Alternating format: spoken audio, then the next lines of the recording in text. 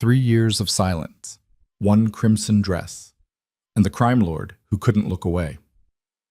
When Lena Hartwell walked into Adrian Voss's penthouse wearing confidence instead of camouflage, she didn't know she was stepping into a war.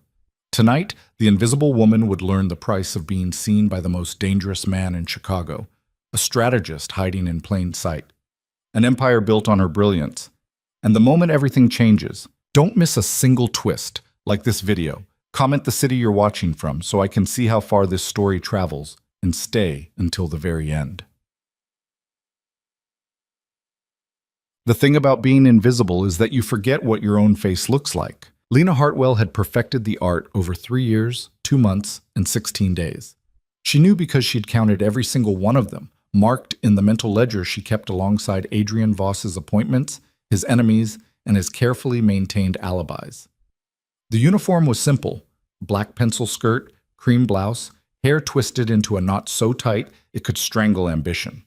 Flat shoes, minimal makeup, a cipher in designer fabric. She moved through Adrian's world like smoke, there when needed, gone when not, never once disrupting the carefully controlled atmosphere of his domain. Until tonight. Lena stood before her bathroom mirror in a studio apartment she could barely afford despite the generous salary, holding a dress the color of arterial blood. Silk. Fitted. Entirely inappropriate for a woman who'd spent 1,000 days making herself forgettable. Her phone buzzed on the sink.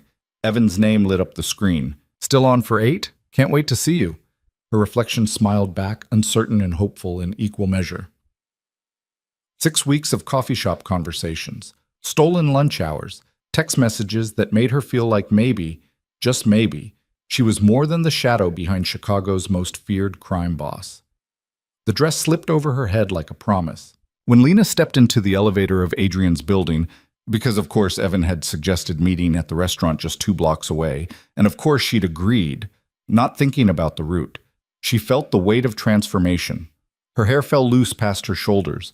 Heels added 3 inches and subtracted every ounce of invisibility she'd cultivated. The elevator climbed toward the penthouse. She'd grab her forgotten phone charger from her desk and be gone before Adrian noticed. He had a meeting tonight anyway, something about the Riverside development deal. She'd scheduled it herself. The doors opened with a soft chime. Adrian Voss stood in the center of his living room, backlit by floor-to-ceiling windows that framed Chicago's glittering skyline like a kingdom laid out for inspection. He'd dismissed his meeting early. His suit jacket was gone. Sleeves rolled to reveal forearms that had ended careers and lives with equal efficiency. A tumbler of whiskey caught the light in his hand. He turned. For 3 years, Adrian had looked at Lena exactly 73 times. She knew because each glance had been purely functional. Take this file, reschedule that meeting, remind me about the shipping manifest. His eyes were the color of January ice, and they'd never once registered her as anything beyond a particularly useful piece of furniture. They registered her now. The silence stretched between them like a wire pulled taut. Lena's hand instinctively moved to smooth her dress, then stopped. His gaze tracked the movement, followed the line of red silk from her collarbone to her knees, then slowly traveled back up. "Miss Hartwell." His voice was exactly the same as always, controlled, precise, empty of inflection.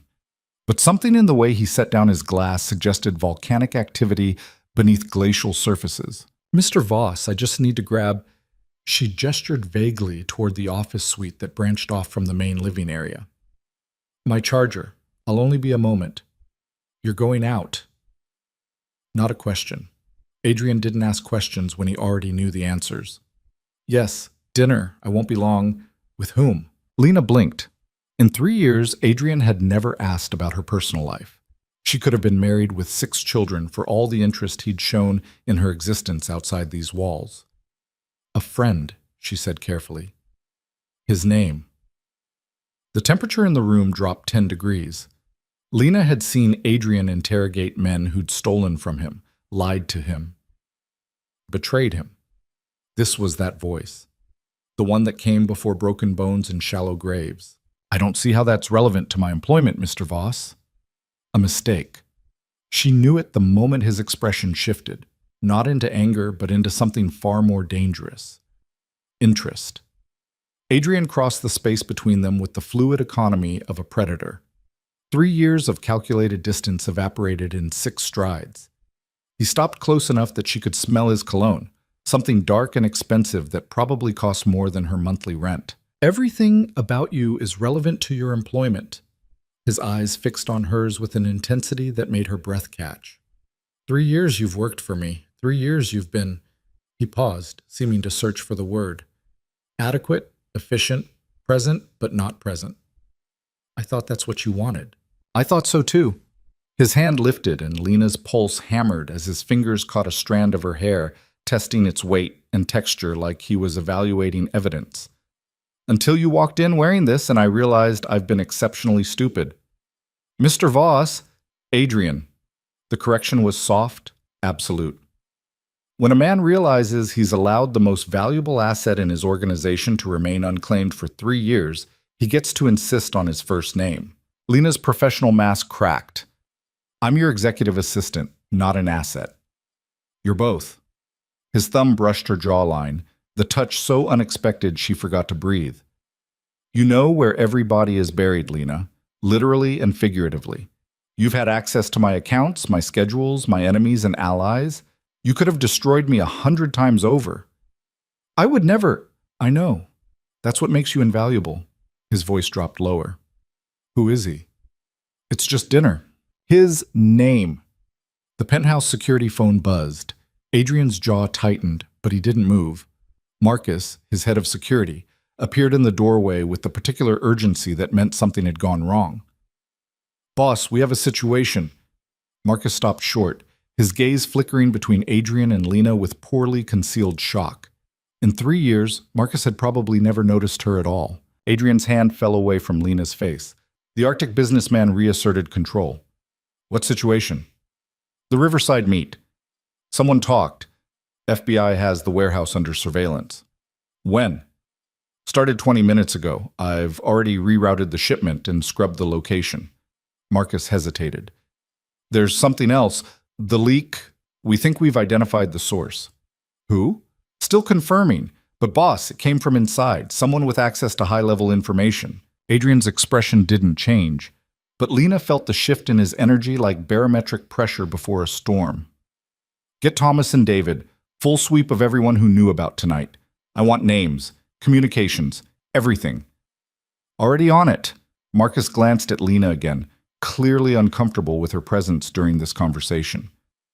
She stays, Adrian said flatly. She knows more about my operation than most of my crew anyway.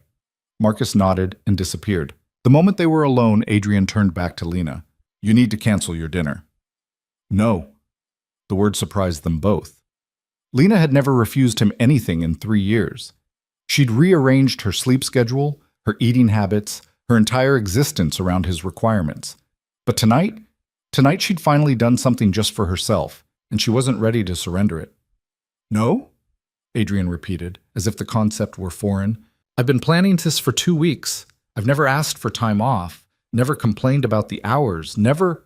She caught herself, modulated her tone back to professional. I'll have my phone on me. If you need anything work-related, I'll handle it, but my personal time is my own. For a long moment, Adrian studied her with an expression she couldn't decipher. Then, incredibly, he smiled. It was a terrible smile, beautiful and cruel in equal measure. You've been hiding this the whole time, haven't you? This spine. I've never hidden anything from you. Liar. He said it almost fondly. You've hidden everything that matters. But that's going to change. He pulled out his phone, typed something quickly. What restaurant? Why? Because wherever you're going in my city, wearing my assistant like a goddamn declaration of war, I'm going to make sure you're protected. I don't need protection for a dinner date. Adrian's eyes went flat. You're brilliant with schedules, Lena, but apparently naive about human nature. You think it's coincidence that some man suddenly noticed you? That after 3 years of you being invisible, someone sees you now? People can be attracted to, not to ghosts, and that's what you've been. So either you've changed or he has an agenda. Adrian's phone buzzed. He glanced at it, then back at her. Torino's. 8 o'clock reservation under the name Cole. Lena's blood went cold. How do you... I know everything that happens in this building, including elevator conversations and phone calls made in the lobby. He stepped closer again. Evan Cole, 32, works in investment consulting, moved to Chicago 6 months ago. No social media presence before last year, no college records that match his supposed alma mater. You investigated my date? I investigate everyone who comes within a mile of my operation. What I can't figure out is why someone with a completely fabricated background would spend 6 weeks courting my assistant. His hand caught her chin, forcing her to meet his eyes. So I'm going to ask you one more time, and I want the truth. Has he asked you about me? About my business? About anything that happens in this penthouse? Lena's mind raced backward through 6 weeks of coffee and conversation. Evan asking about her job. Must be interesting working for someone so high profile. Evan curious about her boss. What's he really like? Evan wondering if she ever overheard interesting things. I bet you could write a book with the stories from that office. She'd thought it was normal getting to know you talk. The kind of questions people asked when they wanted to understand your life. Her silence was answer enough. Adrian released her chin and pulled out his phone again. Marcus, Lena's dinner date is a plant. Evan Cole. I want full surveillance on Torino's. Nobody moves on him without my signal, understood? He paused, listening. No, she's still going. Lena's head snapped up. What? Adrian ended the call. You wanted your dinner date. You're going to have it. After you just told me he's, what, some kind of spy? Corporate espionage, most likely. FBI wouldn't be this subtle. Probably hired by the Italians or the Irish. They've been trying to crack my organization for 2 years. He moved to the bar, poured 2 glasses of whiskey, and held one out to her. You're going to go to dinner. You're going to be charming. And you're going to find out exactly what he wants. I'm not a spy. No, you're better. You're the one person he thinks he's successfully manipulated. He'll get comfortable, make mistakes. Adrian's smile turned predatory. And when he does, we'll know exactly who sent him and what they're really after. Lena stared at the whiskey glass, her carefully planned evening dissolving into something dark and dangerous. And if I refuse? You won't. You seem very sure of that, because for 3 years, you've protected my empire with the same dedication I'd expect from my most loyal soldier. You've never questioned, never wavered, never once compromised my security. Adrian moved closer until she was caught between his body and the bar. You think I didn't notice? Every file perfectly organized, every potential vulnerability flagged before it became a problem. Every schedule optimized not just for efficiency, but for security. That's my job. No. Your job is to manage my calendar and answer my phones. What you actually do is run counterintelligence from a desk without ever being asked, without ever demanding recognition or reward. His voice softened to something almost like reverence. So no, Lena, you won't refuse. Because some bastard tried to use you to hurt something you've spent 3 years protecting, and you're going to make him pay for that. He was right. The realization burned through her anger and fear and settled into cold determination. Someone had played her, used her hope and loneliness and desire to be seen as weapons against both her and Adrian. She took the whiskey glass and drained it in one swallow. The burn felt appropriate. What do you want me to find out? Adrian's smile was pure winter. Everything.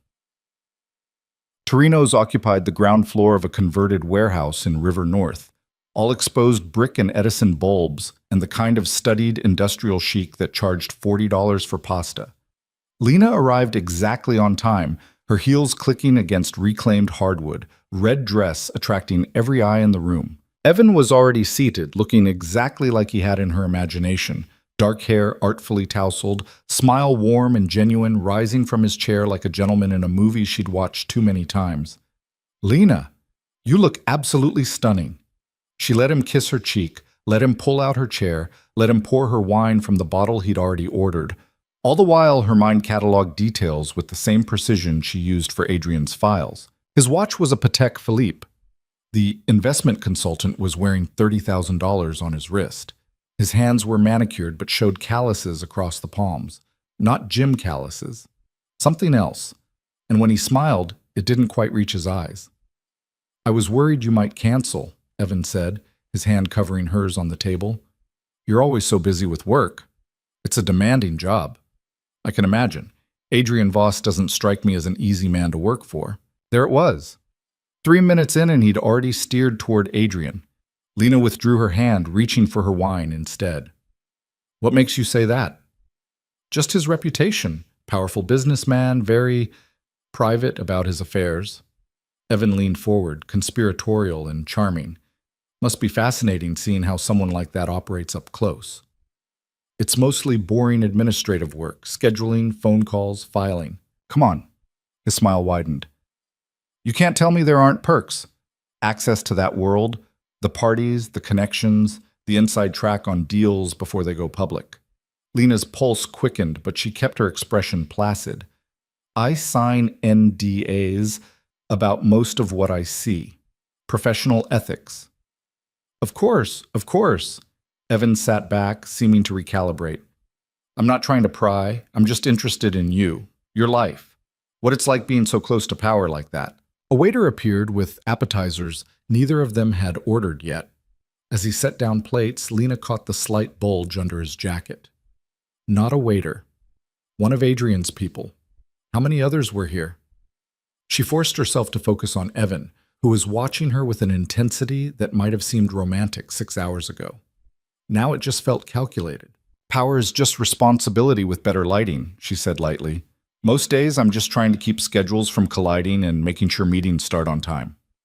But you must overhear things. Deals being made, contracts being signed. Evan's hand found hers again. I've been thinking about making a move into real estate development. If you ever heard about opportunities before they hit the market, nothing illegal, just friend helping friend, I'd be incredibly grateful. There it was. The ask. Wrapped in romance and tied with manipulation. Lena let her smile turn shy, uncertain. I couldn't possibly... my job... I'm not asking you to steal anything. Just, if you happen to hear about something, and you happen to mention it to someone you care about. His thumb traced circles on her palm. We could help each other, Lena. I have resources, connections. I could make sure you're taken care of, protected. A woman like you shouldn't be dependent on someone else's empire when you could have your own. The script was so transparent now she wondered how she'd missed it before. Every conversation, every compliment, every moment of seeming interest, all of it building to this. That's very sweet, she said softly, but I'm not sure I understand what kind of information you're looking for. Evan's smile tightened almost imperceptibly. Nothing specific, just opportunities. Your boss must be involved in dozens of projects. Real estate, shipping, import-export. If you could give me an idea of what he's working on, where his attention is focused. Who sent you? The question landed like a knife. Evan's expression froze, then reassembled itself into confusion. I'm sorry? Who sent you? Lena pulled her hand back, watched him recalibrate again. 6 weeks is a long time to invest in a target. Must be something important you're after. For just a moment, his mask slipped. The warm, charming suitor vanished, replaced by something cold and professional. Then he laughed, the sound forced. Lena, I don't know what you're...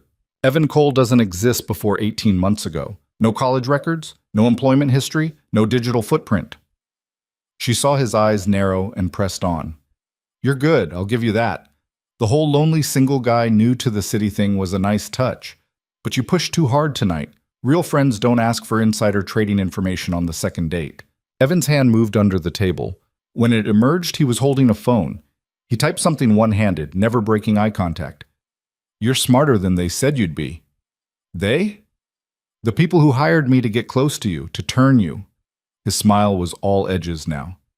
They thought you'd be easy. Invisible little assistant, desperate for attention, grateful for scraps. They didn't count on you being loyal. Loyal to what? To him, to Adrian Voss, to the monster you work for. Evan leaned forward. Do you know what he is? What he's done? The people he's killed, the lives he's destroyed. And you protect him, schedule his meetings, cover his tracks. You're complicit in every terrible thing he does. And you're so much better? Using me, lying to me? I'm trying to take down a criminal empire. You're helping run one. His phone buzzed. He glanced at it, and something in his expression shifted to satisfaction. Last chance, Lena. Tell me what I need to know about Voss's shipping operations, his overseas contacts, his financial structure. Do that, and you walk away from this clean, protected, maybe even rewarded. And if I don't? Evan's smile turned pitying. Then you become leverage instead of an asset. The restaurant's lights flickered. Just once, barely noticeable. But Lena had spent 3 years learning to read the signals in Adrian's world. Something was about to happen. I need to use the restroom, she said, starting to rise. Evan's hand shot out, gripping her wrist hard enough to hurt. Sit. Down. The gentleman was completely gone now. This was someone used to getting compliance through force.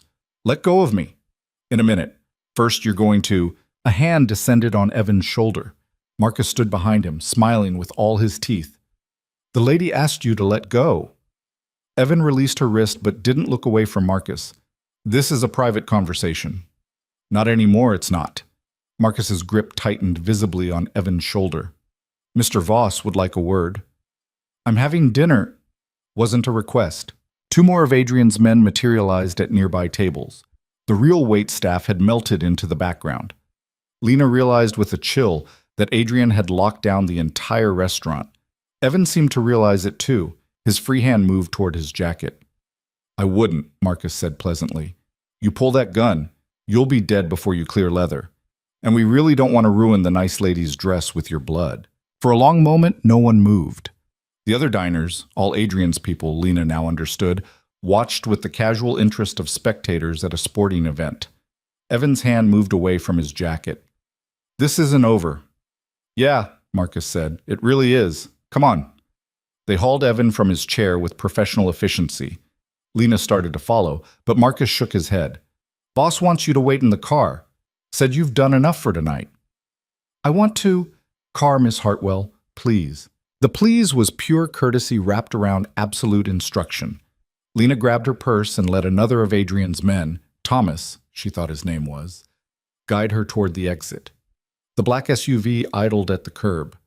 Thomas opened the door, and Lena climbed into leather-scented darkness. She wasn't alone. Adrian sat in the far seat, tie loosened, watching her with an expression she couldn't read. How much did he offer you? What? Before he threatened you. How much was the bribe? Lena's hand shook slightly as she fastened her seatbelt. He didn't get that far, just offered vague promises about being taken care of. Amateurs. Adrian's voice dripped contempt. The Koreans used to send people like him after me, all charm and no substance. You handled it well. I didn't handle anything. She stopped, the weight of the evening crashing down. He knew exactly what to say, how to make me feel, seen, valued, special. Adrian's voice softened fractionally. That's what people like him do, Lena. They find the thing you want most and dangle it in front of you. And what do people like you do? The question hung between them. Adrian studied her for a long moment. We tell the truth. You want to be seen? I see you. Every day for 3 years, I've watched you hold my entire world together with nothing but competence and determination. You want to feel valued? You're the only person in my organization I trust without reservation. You want to feel special? He leaned forward, and she could see gold flecks in his ice-colored eyes. Lena, you've been special since the day you figured out the Marconi shipping discrepancy was actually money laundering and adjusted the books to hide it without ever being asked. She'd forgotten about that. A small thing, 2 years ago.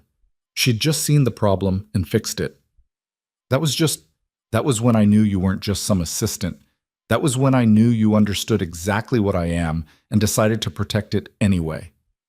His hand found hers in the darkness. So yes, I see you.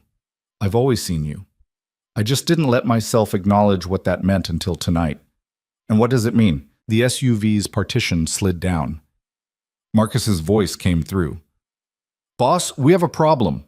Adrian's hand tightened on hers for just a moment, then released. What kind of problem? Cole's not talking, and his phone just went dark. But we pulled his jacket. He's got 2 forms of ID, both different names. And this. Marcus held up a small black device. A tracker. He was going to plant it on her, Adrian said flatly. That'd be my guess? Want me to bring him up to the penthouse for enhanced questioning? Lena's stomach turned. Enhanced questioning. She'd typed enough reports to know what that meant. No, Adrian said, surprising them both. Do it at the warehouse. I don't want any of this touching home. Copy that. What about the girl? Adrian looked at Lena. That's up to her. You can go home. I'll have protection on you until this is resolved. Or you can come with me and see exactly what kind of monster you've been working for. It should have been an easy choice. Go home, stay safe, maintain the comfortable fiction that she was just an assistant in an unconventional office. But Lena had spent 3 years building Adrian's empire from the shadows.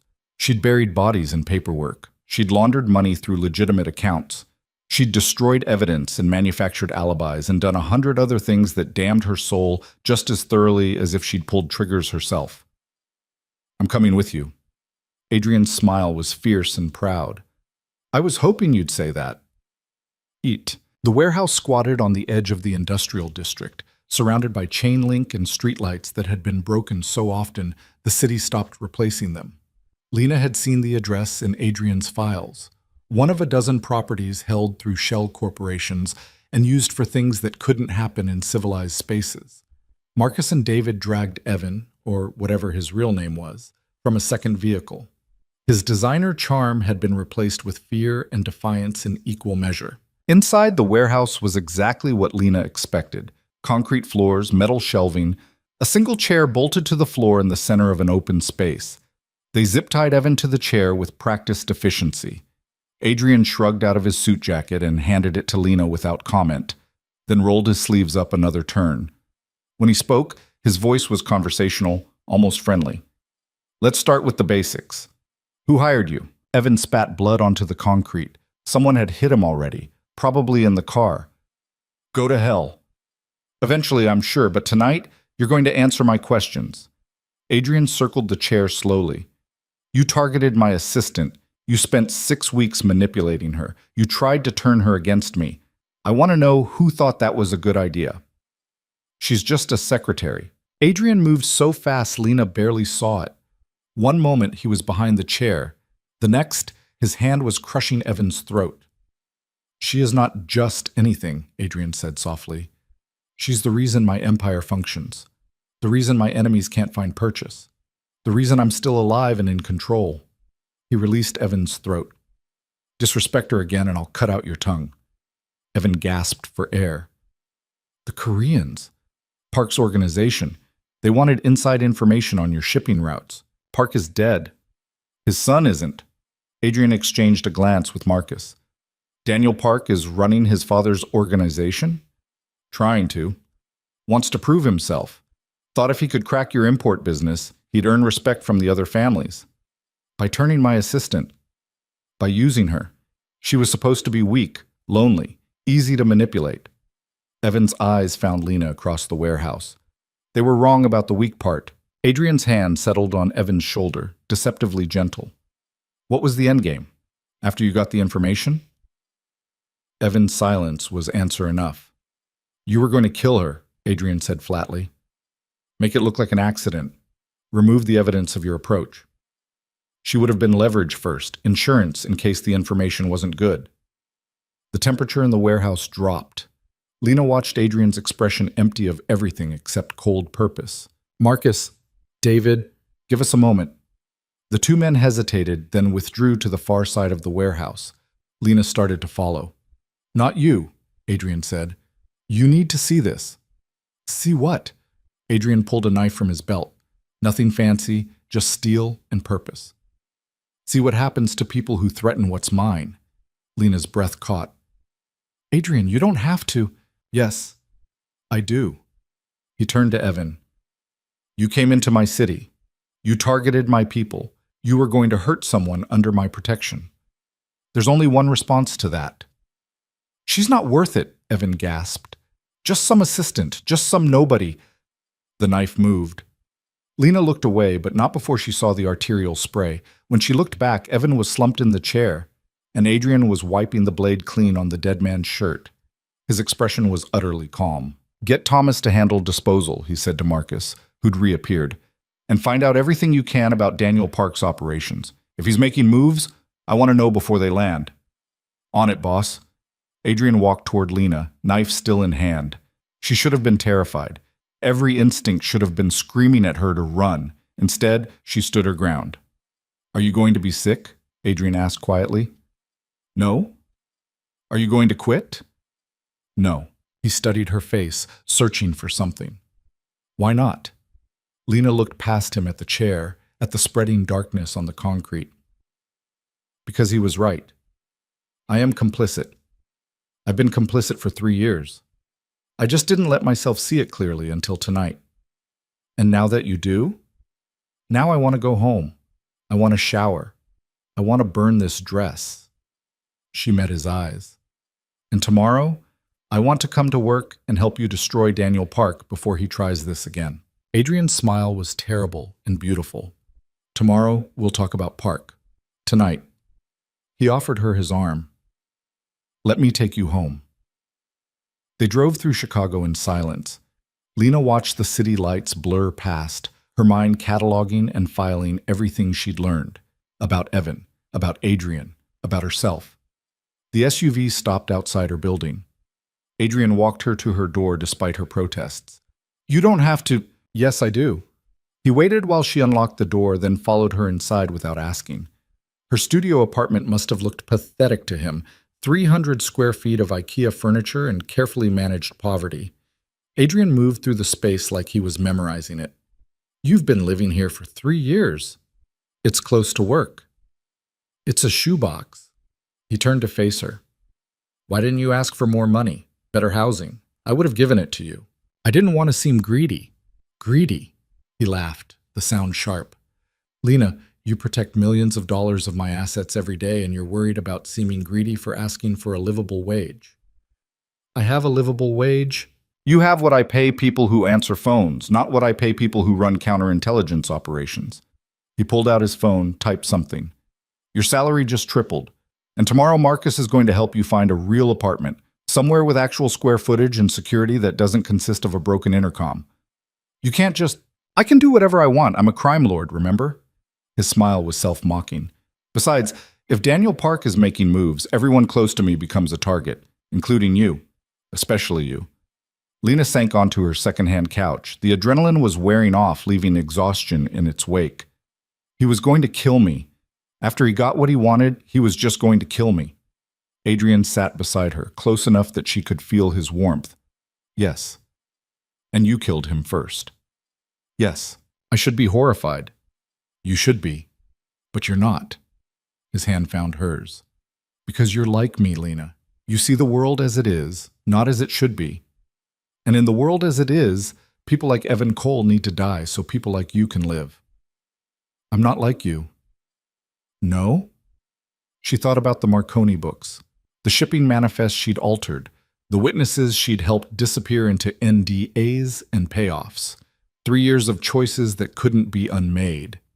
Maybe I am, she whispered. Adrian's hand tightened on hers. Tomorrow, everything changes. Daniel Park sent someone after you, which means he knows you're important, which means you can't be invisible anymore. I don't know how to be anything else. Then learn. He stood, pulling her up with him. Because the woman who walked into my penthouse tonight in that red dress, she's not a ghost. She's not a cipher. She's dangerous and brilliant in mine. The possessiveness should have rankled. Instead, it settled into Lena's chest like a key finding its lock. I need to shower, she said. I need to think.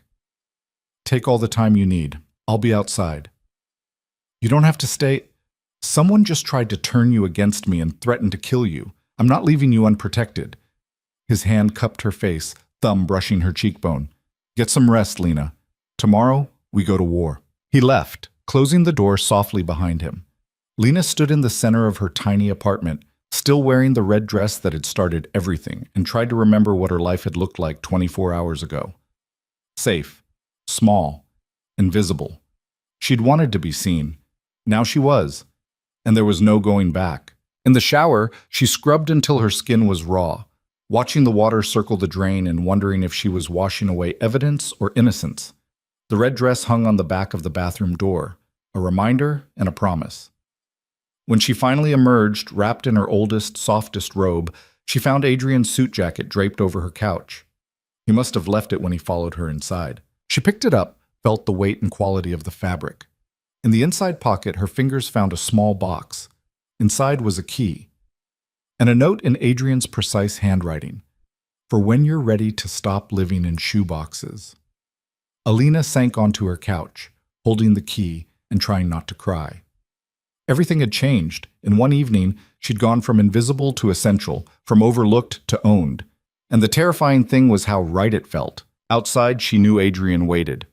Inside, the woman who'd spent 3 years hiding was finally irrevocably gone. Tomorrow would bring war with Daniel Park. Tomorrow would bring new dangers, new choices, new lines to cross. But tonight, Lena Hartwell sat in her shoebox apartment holding a key to a future she'd never imagined, and felt something like hope unfurl in her chest. The invisible woman was dead. Whatever came next would have to face whoever she was becoming. And whoever that was? She had a feeling she was going to be magnificent. Lena didn't sleep. She lay in bed watching shadows crawl across her ceiling, the key from Adrian's jacket clutched in her hand like a talisman. Every time she closed her eyes, she saw Evan's face in that final moment. The shock, the fear, the arterial spray. Her mind kept trying to process it, to file it away in the neat categories she'd spent 3 years maintaining. It wouldn't fit. At 4 in the morning, she gave up. The coffee maker sputtered to life in her kitchenette, and she pulled on jeans and an old sweater, something soft and formless that felt like armor against the previous night's violence. Her phone buzzed, a text from an unknown number. Marcus here? Boss says you don't go anywhere without security. I'm downstairs. She looked out her window. The black SUV sat at the curb, exhaust ghosting in the pre-dawn cold. Part of her wanted to be annoyed at Adrian's presumption. The rest of her remembered Evan's tracker, his casual mention of leverage and insurance. She texted back, "Give me 20 minutes, take your time. Coffee's getting cold though." Despite everything, Lena smiled. She grabbed her work bag, laptop, files, the leather portfolio Adrian had given her last Christmas without ceremony or explanation, and headed downstairs. Marcus stood beside the SUV holding 2 paper cups from the 24-hour diner 3 blocks over. He looked like he hadn't slept either, but his suit was pressed and his eyes were sharp. "Miss Hartwell." He offered her a cup. "Black, 2 sugars. That's how you take it, right?" "How did you—" "I pay attention." He opened the SUV door. "Boss wants you at the penthouse by 5. We've got a situation developing." Lena climbed in, cradling the coffee like it might ground her to something normal. "What kind of situation?" "The kind where Daniel Park made 3 more moves overnight and none of them are subtle." Marcus slid into the driver's seat. "Boss is putting the whole operation on high alert. Everyone who knows anything is getting pulled in." The drive to Adrian's building took 8 minutes. The city was still mostly asleep, just delivery trucks and shift workers claiming the streets before the rush. Lena watched Chicago slide past and wondered how many of these buildings, these businesses, these seemingly normal storefronts were part of Adrian's empire. How many had she helped acquire without fully understanding what she was doing? The penthouse was ablaze with light. Lena stepped off the elevator into controlled chaos. Adrian's inner circle filled the living room. Marcus, David, Thomas, and half a dozen others whose names she'd typed into reports, but never actually met. Maps covered the dining table. Laptops glowed on every surface. Adrian stood at the center of it all, still wearing last night's shirt and pants, tie gone, looking like he'd aged a decade in 6 hours. His eyes found Lena the moment she stepped in. "Conference room, now." She followed him into the glass-walled space off the main living area. He closed the door, and suddenly the chaos was muted, just the 2 of them in a bubble of silence. "Daniel Park hit 3 of my operations last night," Adrian said without preamble. "A shipping warehouse in Pilsen, a nightclub in Lincoln Park, and he tried to bribe one of my accountants." "Tried?" "Margaret Chen has been with me for 8 years. She reported it immediately." Adrian's smile was grim. "But he's moving faster than I expected. More aggressive. Which means he's either desperate or he's got backing I don't know about." Lena set down her coffee, her mind already shifting into work mode. "What do you need?" "Everything you know about our vulnerable points. Every place where someone could leverage information or access to hurt us. He moved to the conference table where a laptop sat open. I need you to do what you do best. Think like the enemy and show me where they'll strike next. For 3 years, Lena had compiled information without fully processing its implications. Now, standing in Adrian's conference room with the bodies from last night still fresh in her memory, those implications crystallized with brutal clarity. She opened the laptop and pulled up the files she'd been maintaining since her second week on the job. Adrian watched over her shoulder as spreadsheets bloomed across the screen: shipping schedules, property holdings, personnel files, financial flows. I've been tracking patterns, she said quietly. Not because you asked, just because I saw inefficiencies and wanted to fix them. Show me. Her fingers flew across the keyboard. Your shipping operation runs through 4 primary warehouses, but there are gaps in the schedule, times when cargo sits exposed during transfers. Here, here, and here. She highlighted cells in red. If someone wanted to intercept or sabotage, those are the windows. Adrian leaned closer, his breath warm against her ear. How long have you known about this? 18 months. I flagged it in a memo. I never saw a memo. I put it in your personal file folder, the one marked urgent. She glanced up at him. You never read those, do you? I thought they were just administrative. He stopped, something like wonder crossing his face. You've been running operational security for my inbox for 18 months, and I never noticed. I thought that's what you wanted. What I wanted was someone to manage my calendar. His hand settled on her shoulder. What I got was someone who built a fortress around me without ever being asked. Keep going. Lena pulled up another file. Your legitimate businesses, the restaurants, the clubs, the real estate holdings, they're all profitable, but 3 of them show irregular cash flows that don't match their reported revenue. Someone with financial forensics training could spot the discrepancies. Which 3? Bellamy's in River North, the Jade Room in Chinatown, and the construction company that did the Riverside development. Adrian's expression darkened. Those are my primary laundering operations. I know, I restructured them 2 years ago to be more efficient. She met his eyes. I'm sorry, I should have asked permission first. You should have. He stopped, shook his head. You restructured my money laundering operation without asking? The margins were terrible. You were losing 15% to inefficiency and another 10% to unnecessary intermediaries. I streamlined the process and reduced exposure by creating better documentation trails that would survive casual auditing, but redirect serious investigation into dead ends. The silence stretched. Lena's heart hammered. She'd just confessed to 3 years of unauthorized interference in Adrian's criminal empire. Then Adrian laughed. The sound was sharp and genuine and slightly unhinged. You restructured my illegal financial operations the way most people reorganize filing cabinets. He pulled her to her feet, hands gripping her shoulders. Do you have any idea how valuable you are? How completely irreplaceable? I just saw problems and fixed them. You saw vulnerabilities in a criminal enterprise and patched them without ever once asking for recognition or reward or even basic acknowledgement. His thumbs brushed her collarbone. Lena, you could have sold this information for millions.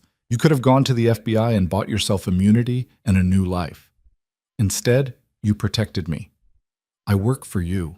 No. You work with me. You have been for 3 years. I was just too stupid to see it. He released her, moved to the window overlooking the city.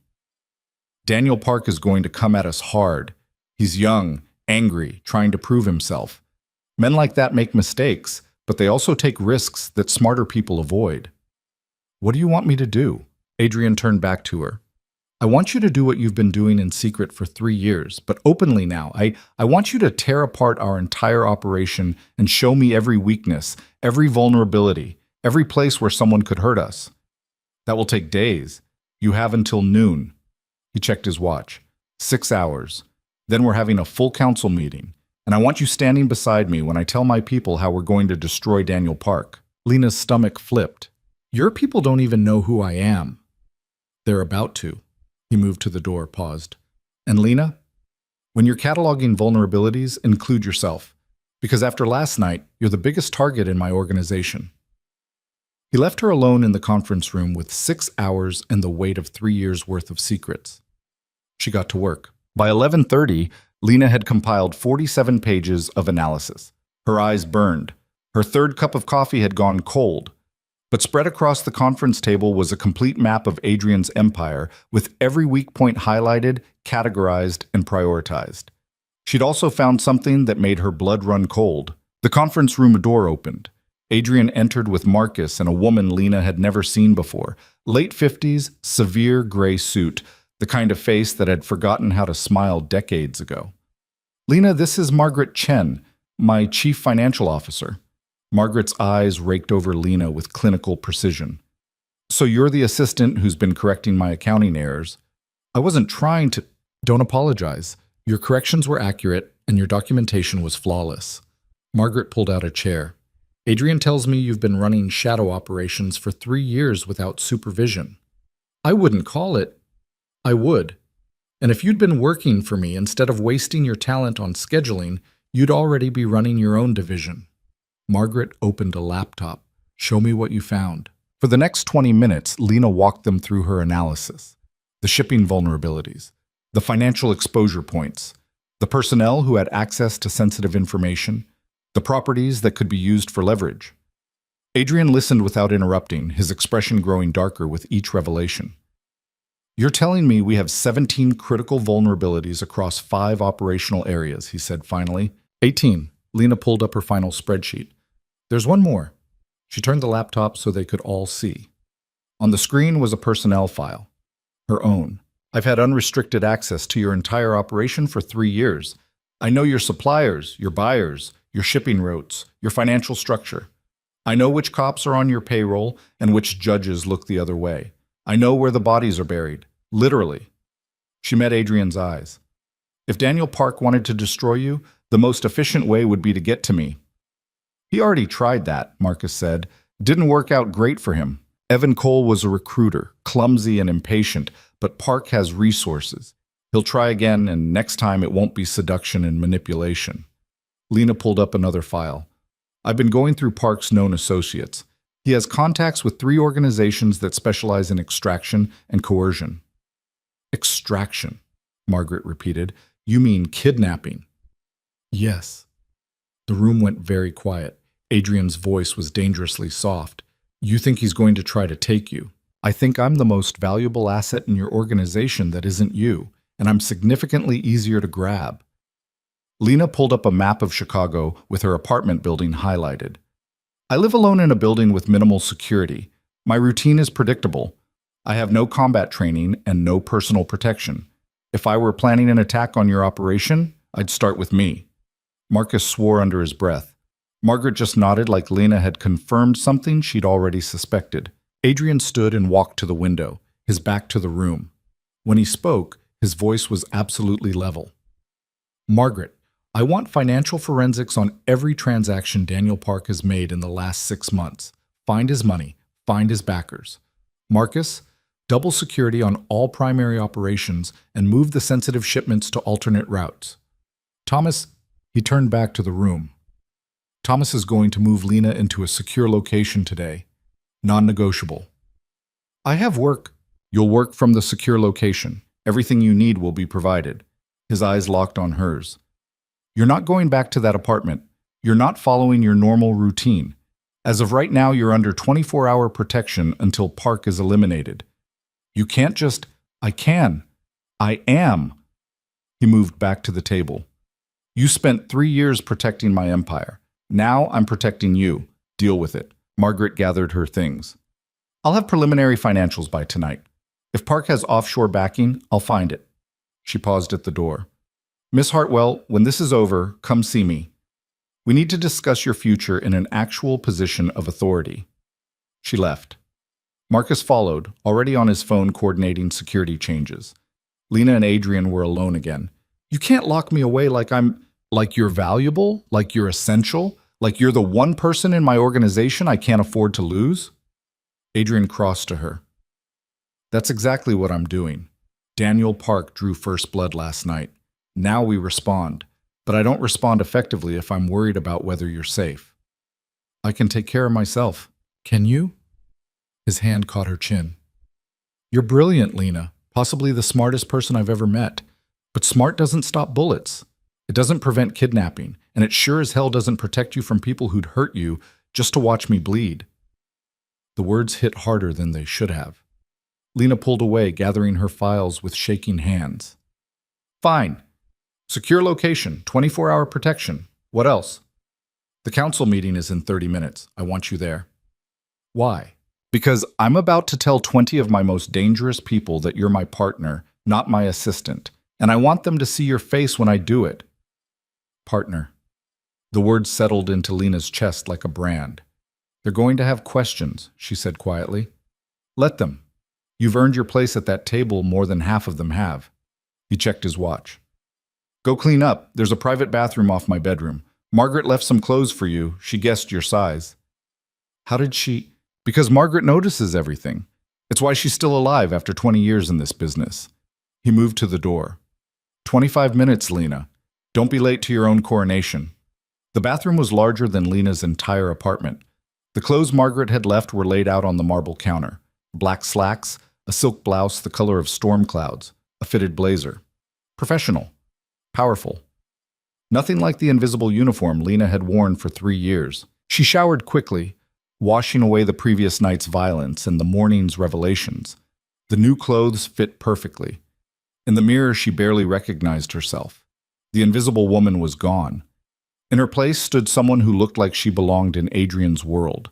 Lena returned to the conference room at exactly 11:55. The space had transformed. 20 chairs surrounded the table, and 19 of them were occupied by men and women who looked like they'd stepped out of expensive corporate boardrooms and high-end crime thrillers in equal measure. They all turned to look at her. Adrian stood at the head of the table. Gentlemen, ladies, thank you for coming on short notice. His hand gestured to the empty chair at his right. Most of you know Lena Hartwell as my executive assistant. As of today, that position no longer exists. Murmurs rippled through the room. Lena forced herself to walk calmly to the chair, feeling 20 pairs of eyes cataloging every detail. She sat. Adrian remained standing. For 3 years, Miss Hartwell has been operating in a capacity far beyond her official title.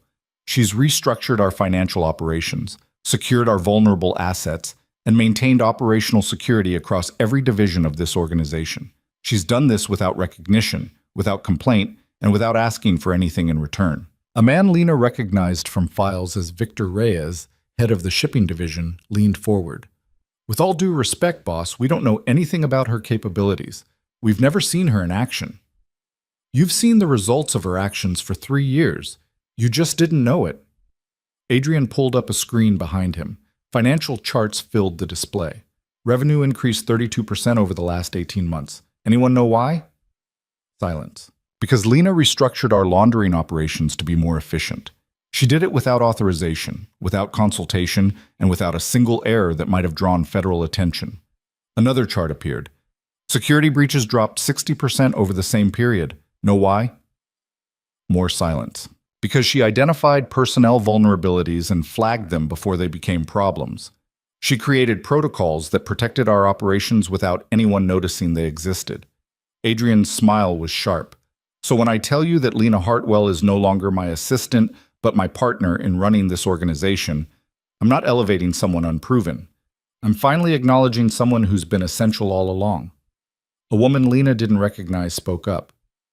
And if we don't accept this, then you're free to leave my organization with a generous severance package and my sincere thanks for your service. Adrian's voice went cold. But if you stay, you acknowledge Lena's authority as equal to mine. Her orders carry the same weight. Her decisions have the same consequences. Is that clear? 20 heads nodded with varying degrees of enthusiasm. Good. Now let's talk about Daniel Park. For the next hour, Adrian laid out Park's attack. The 3 operations hit overnight, the attempted bribery, the infiltration via Evan Cole, and the expected escalation. Park is testing us, Adrian said, trying to find weaknesses. The fact that he's moving this fast means he's either desperate or overconfident. Either way, we respond with overwhelming force. What's the target? Victor asked. His money. Margaret is tracking his financial network as we speak. Once we find his funding sources, we cut them off and watch his operation collapse. Adrian looked at Lena. Miss Hartwell has additional thoughts. Every eye swung to her. Lena's heart hammered, but she stood and pulled up her own presentation. Daniel Park inherited his father's organization, but he doesn't have his father's infrastructure. He's operating on credit and reputation, trying to build legitimacy by taking down Adrian Voss. She clicked through slides showing Park's known operations. But he's exposed in three critical areas. His supply chain is fragile, his political connections are shallow, and his personnel are largely untested. So we hit all three, Margaret said from her seat near the middle. Cut off his supplies, expose his lack of political protection, and turn his people against him. Exactly. Lena pulled up another slide. But we do it simultaneously. If we give him time to adapt, he'll pivot. We need to destroy his operation in one coordinated strike. That's ambitious for someone who's never run a tactical operation, Victor said. Not hostile, just skeptical. You're right, Lena acknowledged. I've never coordinated a physical assault or managed armed personnel, but I've spent 3 years mapping criminal operations and identifying their breaking points. This, she gestured at the presentation, is what I do. You handle the execution. I'll show you where to strike. Victor studied her for a long moment, then nodded. Fair enough. Show me Park's supply chain vulnerabilities. For the next 3 hours, they planned. Lena provided the intelligence, the structural analysis, the financial weak points. Adrian's people translated that into actionable strategy. By the time the meeting ended, they had a plan that would dismantle Daniel Park's operation in 72 hours. As the room emptied, Margaret approached Lena. You did well. Better than most people do in their first council meeting. I felt like I was going to throw up the entire time. Good. That means you understand the stakes. Margaret handed her a business card. After this is over, call me. I meant what I said about finding you a proper position. I thought I just got promoted to partner.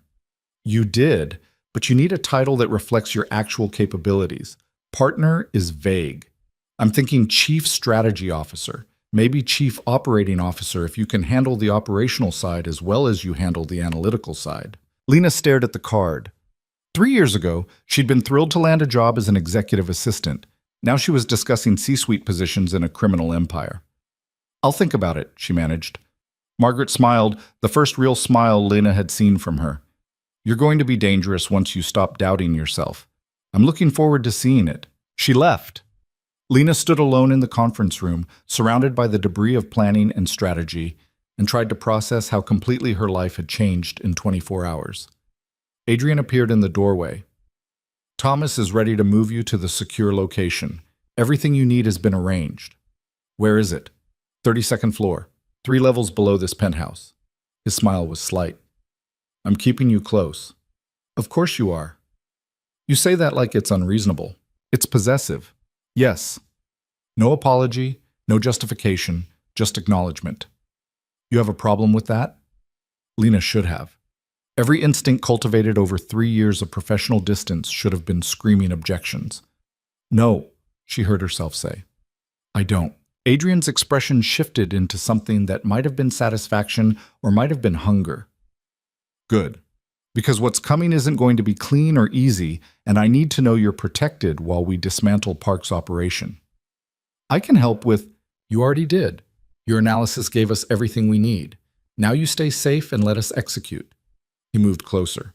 This isn't about sidelining you, Lena. It's about keeping you alive so that when this is over, you can help me rebuild what we're about to destroy. The weight of it settled on her shoulders. She wasn't just analyzing anymore. She was part of the decision-making apparatus.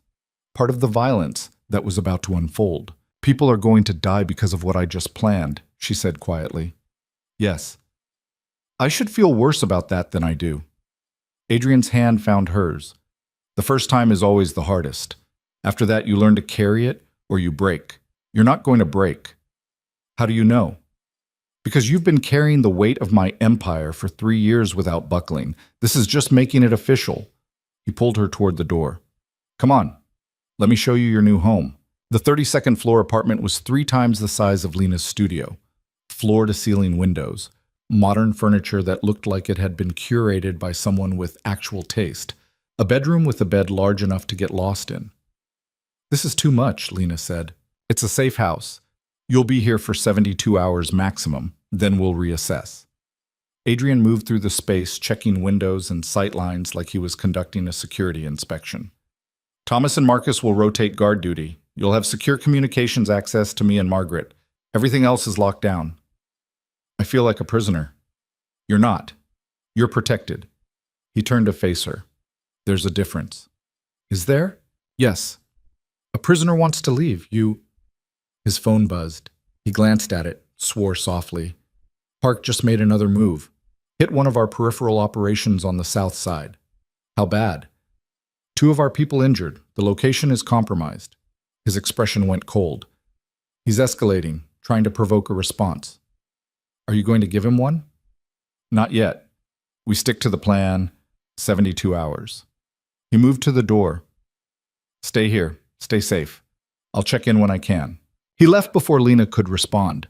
She stood alone in her gilded cage, surrounded by luxury and protection, and wondered when exactly she'd stopped being horrified by the violence and started participating in it. The answer came quickly. She'd been participating all along. She'd just been lying to herself about it. Outside the windows, Chicago glittered like a jewel box. Somewhere in that vast sprawl, Daniel Park was making his moves, and somewhere in the machinery of Adrian's empire, the counterattack was beginning. Lena settled onto the expensive couch and opened her laptop. If she was going to be stuck here for 3 days, she might as well make herself useful. She pulled up Daniel Park's file and started reading. By the time the sun set, she'd found 3 more vulnerabilities in his operation. She sent them to Margaret with detailed notes. The response came back within minutes. You're supposed to be resting. Lena typed back, I'll rest when Park is dead.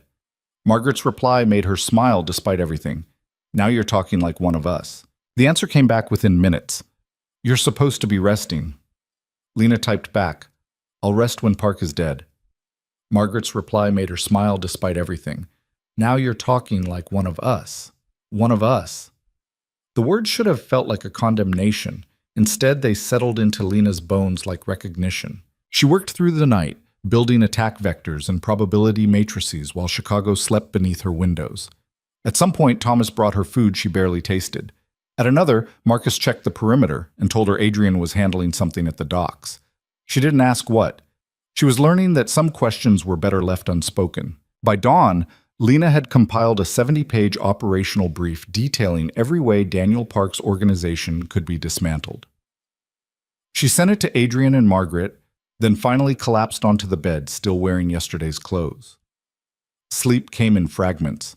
She dreamed of Evan's face, of Adrian's hands covered in blood, of herself standing in the conference room while 20 dangerous people waited for her to prove she belonged. Her phone woke her 4 hours later. Adrian's name on the screen. Did you sleep at all? His voice was rough with exhaustion. Some. Did you? No, I've been reading your brief. Papers rustled in the background. Lena, this is exceptional work.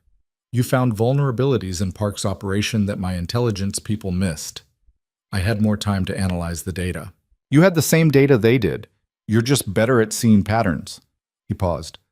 We're accelerating the timeline. Park hit another location this morning, a storage facility in Bridgeport. He's trying to draw me into a direct confrontation. Are you going to give him one? Eventually, but on my terms, not his. More rustling. Margaret found his primary financial backer, a shell corporation in the Caymans tied to a Hong Kong investment group with connections to the Triads. Lena sat up, immediately alert. The Triads are backing him? That's significant escalation. It explains why he's moving so aggressively. He's trying to prove himself worthy of their continued investment. Adrian's voice hardened, which means when we destroy him, we're also sending a message to his backers that Chicago isn't available for expansion. How are you planning to... Lena caught herself. Never mind, I don't need to know the details. Yes, you do. You're part of this now. The sound of a door closing, then Adrian's voice came through clearer. I'm coming down.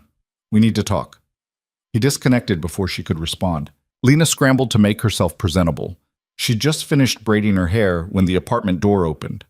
Adrian stepped through looking like he'd aged another decade overnight. His shirt was wrinkled, jacket gone, and there was a shadow of stubble along his jaw that made him look dangerous and human in equal measure. You look terrible, she said. So do you. He moved to the windows, staring out at the city. Margaret's team is ready to move on Park's financial network. Victor has teams positioned at Park's 3 primary supply points. We're 48 hours from execution. That's faster than the original timeline. Park forced my hand. Every hour we wait, he gets bolder. Adrian turned to face her. But there's a complication. What kind of complication? The kind where Park knows we're coming. He pulled out his phone, showed her a screenshot. It was a text message from an unknown number. Tell Voss his assistant isn't as secure as he thinks. 48 hours. Then I take what's mine. Lena's blood went cold. He knows where I am. No. He knows you're under protection, but he doesn't know your exact location. If he did, he'd have already made a move. Adrian pocketed the phone. But he's got eyes on my operation somewhere. Someone's feeding him information. You have a mole. Yes. And until we find them, everything we do is potentially compromised. He moved closer. Which is why we're changing strategy. Instead of waiting 48 hours, we're moving tonight. That doesn't give your people enough time to... It doesn't give Park enough time to prepare either. Speed is our advantage now. His hand settled on her shoulders.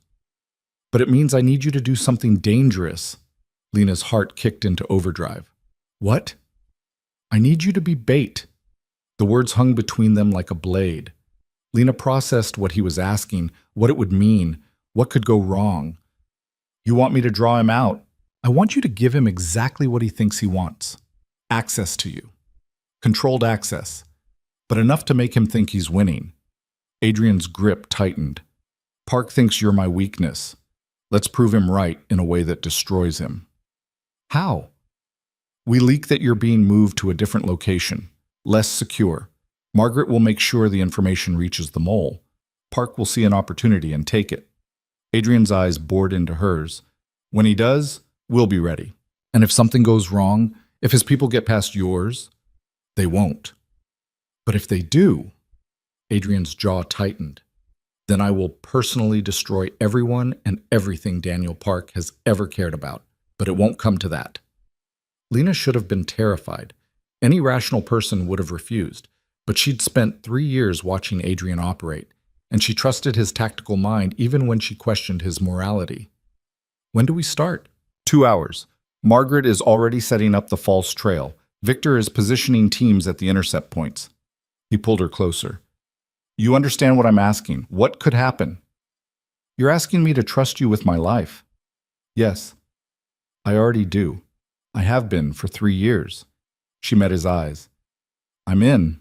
Something fierce and possessive flared in Adrian's expression. His hand cupped her face, thumb brushing her cheekbone. When this is over, we're having a very different conversation. About what? About why I've been fighting myself for 3 years not to do this. He kissed her. It wasn't gentle. It was hunger and violence and 3 years of restraint shattering all at once. Lena's hands fisted in his shirt, pulling him closer, and for a moment nothing existed except the taste of him and the certainty that she'd been waiting for this without admitting it. Adrian pulled back first, breathing hard. Later, when you're safe and Park is dead and we have time to figure out what the hell this is. Okay. Okay? He almost smiled. That's all you have to say? What do you want me to say? That I haven't been thinking about this for months? That I haven't been lying to myself about what I feel? Lena smoothed his shirt, her hands shaking slightly. We can talk about it later. Right now we have work to do. Adrian caught her hands, pressed a kiss to her knuckles. You're going to be the death of me. Not if Park gets to you first. He won't. The certainty in his voice was absolute, because I have something he doesn't. What's that? You. 2 hours later, Lena was in the back of an unmarked sedan with Thomas driving and Marcus riding shotgun.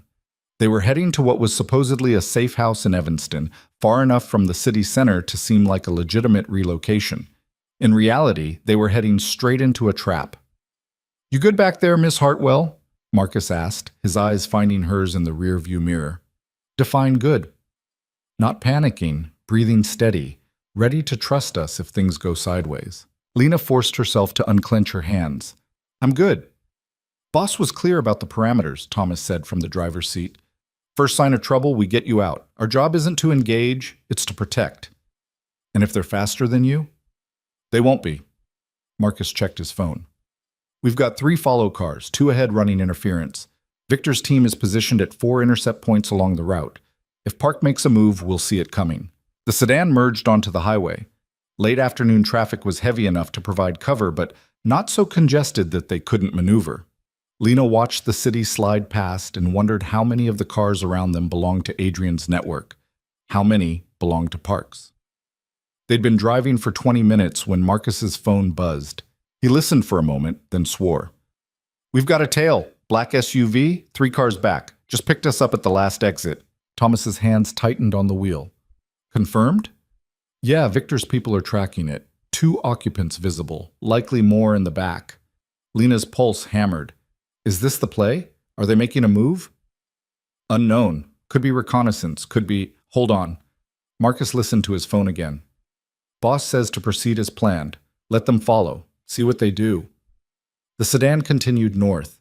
The black SUV maintained its distance, neither closing nor falling back. Professional, patient. That worried Lena more than aggression would have. They exited the highway onto surface streets.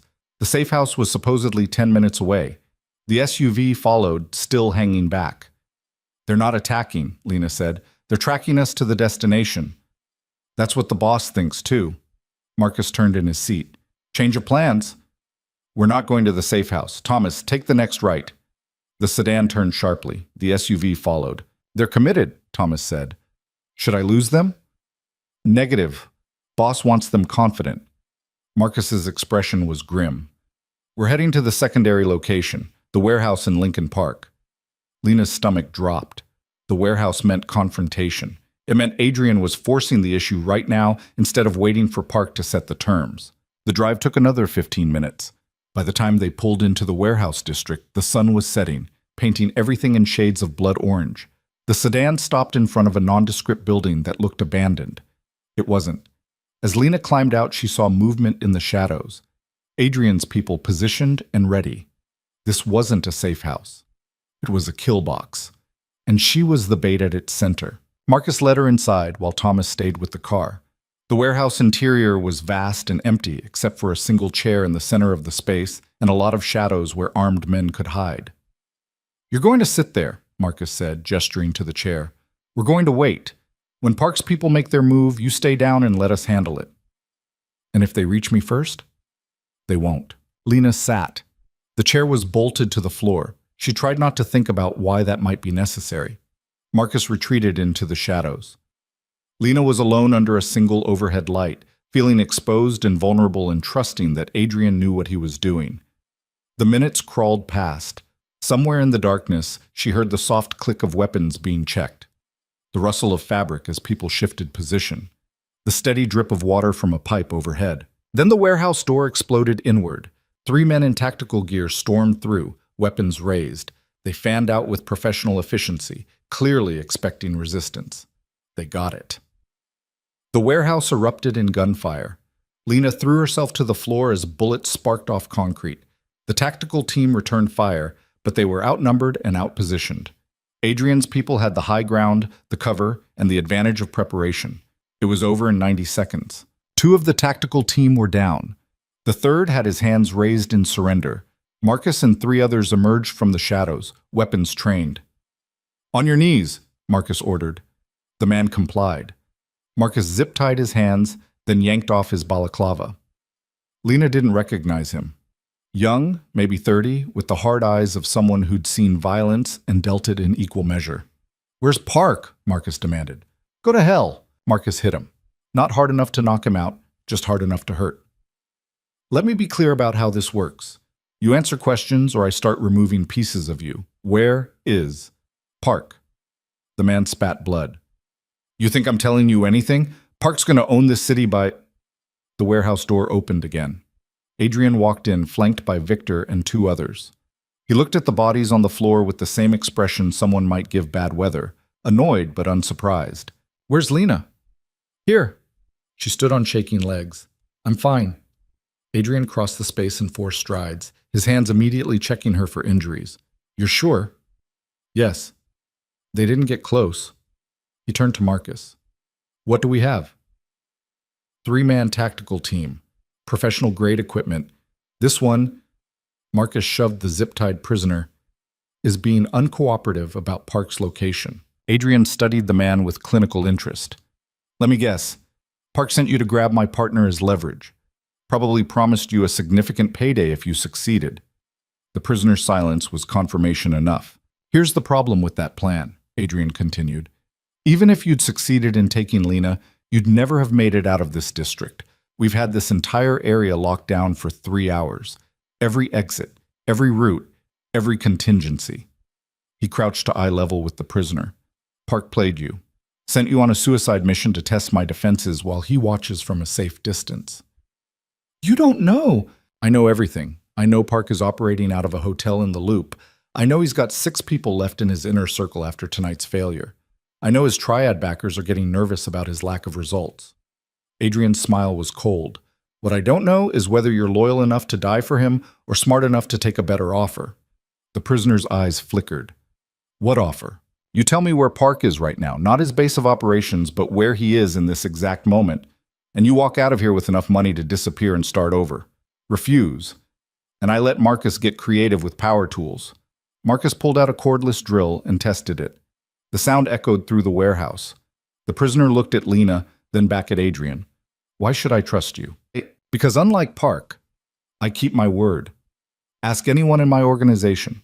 I pay well, I protect my people, and I honor my agreements. Adrian stood. You have 30 seconds to decide. Park's at the Marina Towers, penthouse suite registered under the name Chen. He's got 4 guards with him and a tech specialist monitoring police frequencies. Adrian pulled out his phone, sent a quick text. Victor, confirm this. Victor made a call, spoke quietly, then nodded. Intel team confirms. Heat signatures match the count. Adrian pulled out a thick envelope from his jacket and dropped it at the prisoner's feet. 20,000 cash. Use it to be anywhere except Chicago by sunrise. Marcus cut the zip ties. The prisoner grabbed the envelope and ran without looking back. When he was gone, Lena turned to Adrian. You just let him go. I don't need him. I have what I wanted. Adrian's expression was predatory. Park's location. Confirmed. Time to end this. You're going after him tonight. Right now, Victor's already coordinating teams. He looked at her. I need you back in the secure location. This part isn't, I'm coming with you. No. Adrian, I've been part of this from the beginning. I'm not sitting in a safe house while you're not trained for assault operations. You'll be a liability. His voice softened fractionally. Lena, I need to know you're safe so I can focus on destroying Park. Please. The please undid her arguments. She nodded reluctantly. Fine, but I want updates, every step. You'll have them. He kissed her forehead, then turned to Marcus. Get her back to the 32nd floor, full security detail. No one in or out except me or Margaret. Marcus nodded. Yes, boss. What about the bodies? Thomas knows what to do with them. Move. Lena let Marcus lead her back to the sedan. As they pulled away, she watched Adrian through the rear window, already coordinating with Victor, already shifting into the role of commander planning an attack. She'd seen him as a businessman, as a crime lord, as a man barely restraining himself from violence. Now she was seeing him as something else entirely, a predator moving in for the kill. The drive back to Adrian's building took 40 minutes. Marcus didn't speak, and Lena was grateful for the silence. Her mind was racing through scenarios, calculating risks, trying to predict how the next few hours would unfold. They were 3 blocks from the building when Marcus's phone rang. He answered, listened, and his expression went dark. Are you sure? A pause. How many? Another pause. Understood. He ended the call and immediately pulled the sedan into a sharp U-turn. What's wrong? Lena asked. Park isn't at the Marina Towers. The prisoner lied. But Victor confirmed heat signatures that matched the count. Turns out they're civilians Park paid to stay in the penthouse and create false positives. Marcus accelerated. The whole thing was a diversion. Lena's blood went cold. Where's Adrian? He's fine. Already figured it out and diverted the teams. Marcus's hands were white-knuckled on the wheel. But the diversion had a purpose. While we were focused on the Marina Towers, Park sent his real team somewhere else. Where? Marcus met her eyes in the rearview mirror. Adrian's building. They're hitting the penthouse right now. The world tilted. Margaret. Is she? Unknown. We lost contact 3 minutes ago. Marcus was already on his phone, coordinating. Boss is en route, but he's 20 minutes out. We're closer. We're going there? Into an active attack? You're the target, Miss Hartwell. If they breach the penthouse and don't find you, they'll wait. Turn it into a hostage situation. Marcus's jaw was tight. Better we go in prepared than get ambushed later. The sedan screamed through traffic. Lena's mind raced through possibilities. Park had outplayed them. Used their own trap against them. Created a diversion that had pulled Adrian and most of his forces away from the one place that mattered. The building came into view. It looked normal from outside. No visible damage, no signs of conflict. But Marcus pulled into the underground garage and immediately drew his weapon. Stay behind me. Do exactly what I say. Understand? Lena nodded, her throat too tight for words. They moved through the garage toward the elevator. Everything was quiet, too quiet. The elevator opened without incident. Marcus hit the button for the penthouse, and they rose in silence. When the doors opened, Lena immediately smelled smoke. The penthouse was a war zone. Furniture overturned, windows shattered, bullet holes in the walls. And in the center of it all, Margaret Chen stood over two bodies with a gun in her hand and blood on her expensive suit. She looked up as they entered. About time you got here. I've been dealing with Park's people for the last 10 minutes. Marcus scanned the space, weapon ready. How many? These two, plus 3 more I incapacitated in the other rooms.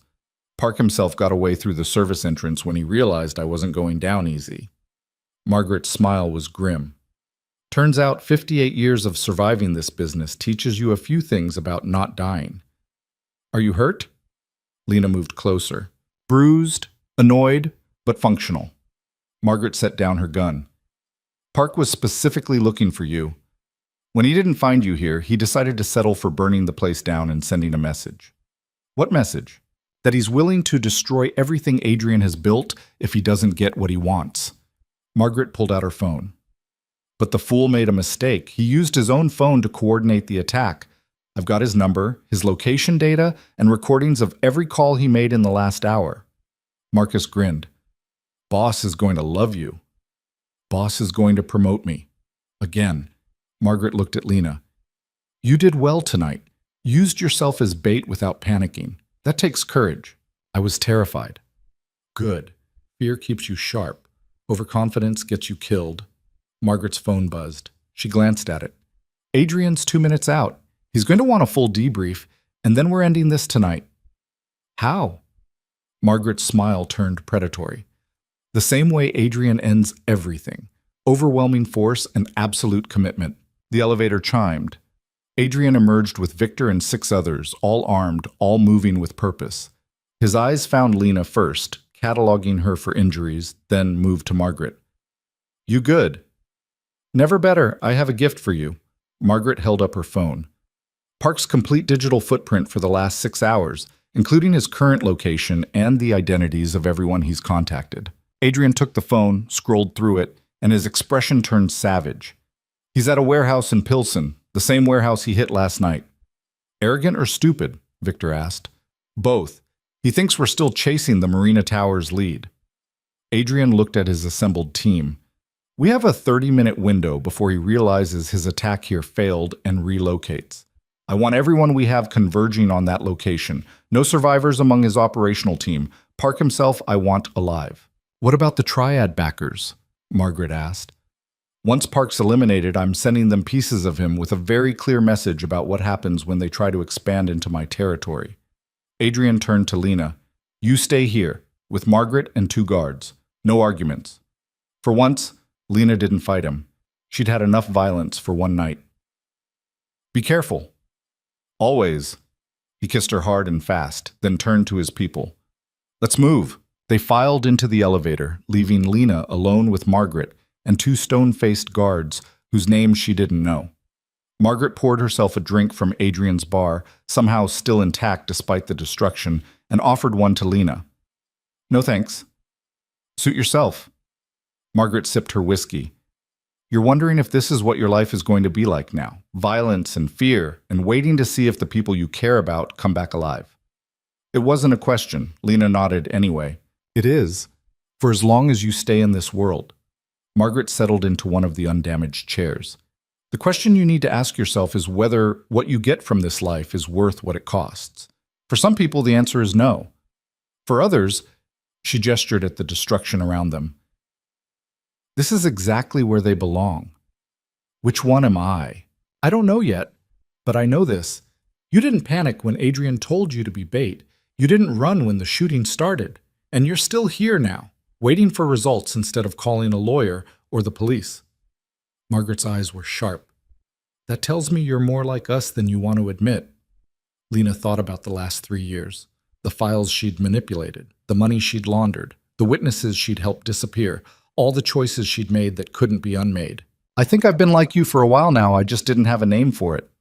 Now you do. Partner, Chief Strategy Officer, whatever title Adrian decides to give you.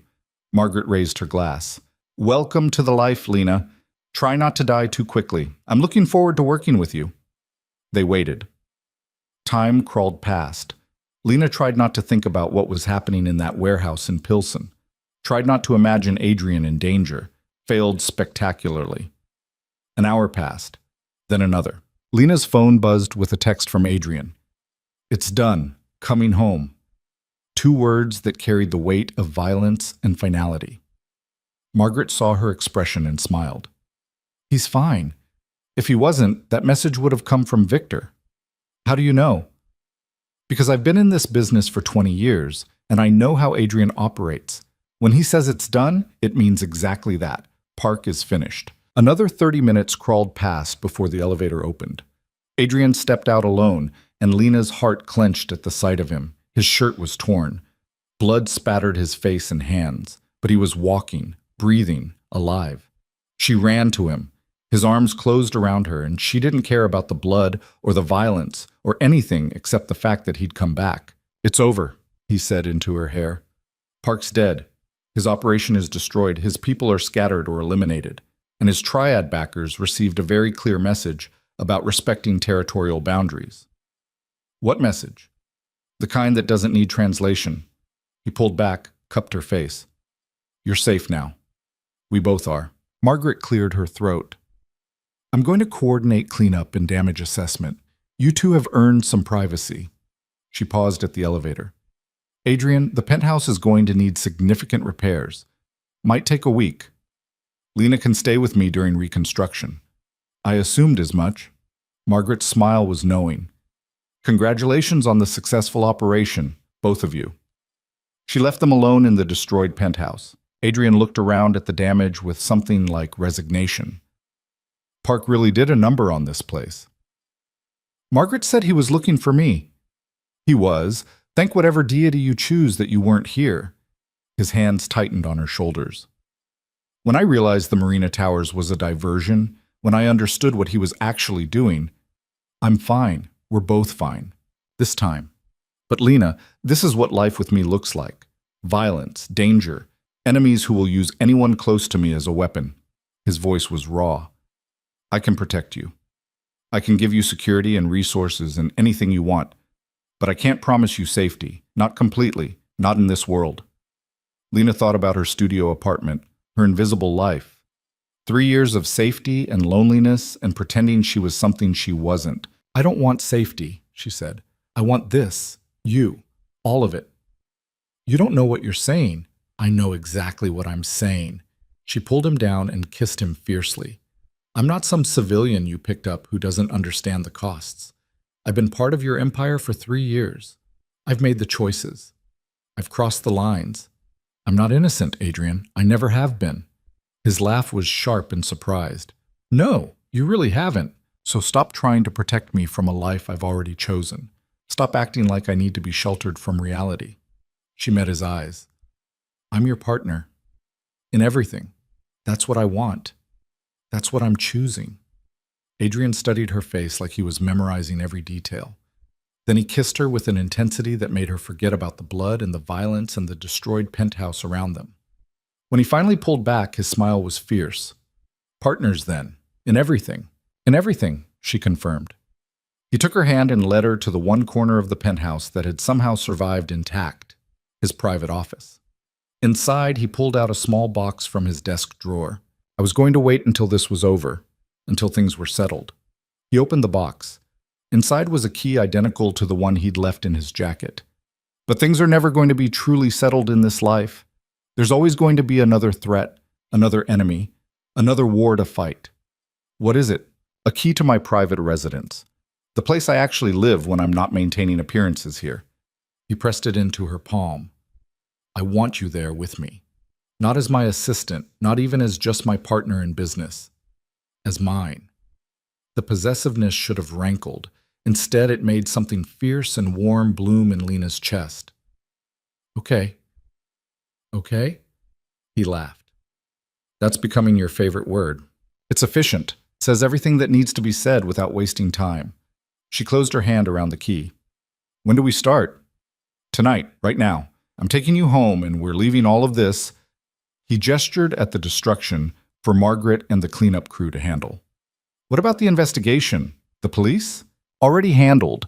This building has the kind of security arrangements that make official investigations conclude very quickly with very few questions. His hand found hers. Come on, let's get out of here. They took the elevator down to the garage. Adrian's car was waiting, not the SUV, but a sleek black sedan that looked like it cost more than Lena's entire year's salary had been a week ago. He drove them through Chicago as the city transitioned from night into early morning.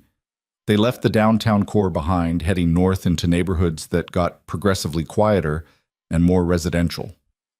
Adrian's private residence turned out to be a converted industrial loft in a neighborhood Lena barely recognized. Nothing about it screamed crime lord.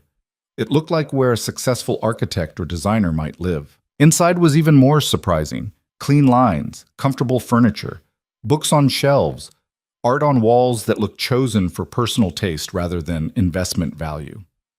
This is where you actually live, Lena said, taking it all in. This is where I'm human instead of the monster everyone expects.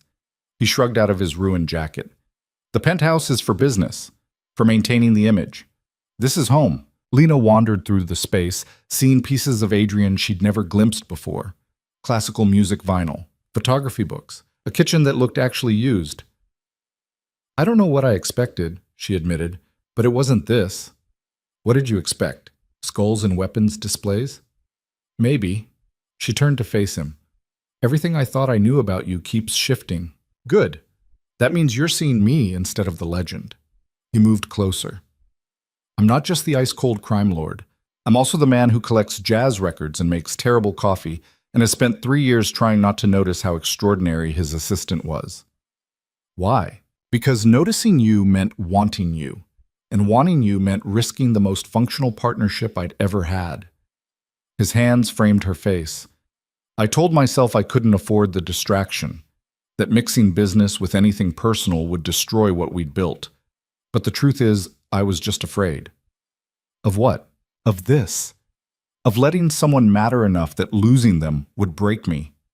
His thumb brushed her lower lip. And then you walked into my penthouse in that red dress, and I realized I'd already lost that battle years ago. Lena's heart hammered. Adrian, I'm not good at this. At being human. At admitting I need someone. His voice was rough. But I need you, Lena. Not just for what you do for my empire, for what you do to me, making me remember I'm more than the violence and the power games. She kissed him instead of answering. Let her mouth say what words couldn't quite capture. His hands tightened on her, pulling her flush against him, and for the first time in days, maybe in 3 years, Lena felt like she was exactly where she belonged. When they finally broke apart, Adrian's smile was real. Not the cold calculation he showed the world. Just genuine warmth and desire and something that might become love if they let it. Stay, he said simply. I already said yes. I mean permanently. Move in here. Make this home for both of us. His expression turned serious. I know it's fast. I know conventional wisdom says we should take things slow, but there's nothing conventional about us. And life is too short to pretend we're something we're not. Lena thought about her studio apartment. About 3 years of invisible existence, about the woman she'd been and the woman she was becoming. I don't have much to move. So that's a yes? That's a yes. Adrian kissed her again, slower this time, with the kind of certainty that came from knowing exactly what he wanted and finally allowing himself to claim it. Outside the windows, Chicago woke to a new day. Daniel Park was dead. His operation was destroyed. The Triad backers had received their message. And somewhere in the city, Adrian's empire continued functioning with the efficiency Lena had spent 3 years building. But inside this loft, in this moment, none of that mattered. There was just a man and a woman who'd finally stopped lying to themselves about what they wanted. Lena Hartwell was no longer invisible. She was no longer hiding. She was exactly who she'd been building herself to become for 3 years. Powerful, dangerous, and absolutely certain of her place in Adrian's world. And the terrifying, exhilarating truth was that she'd never been happier.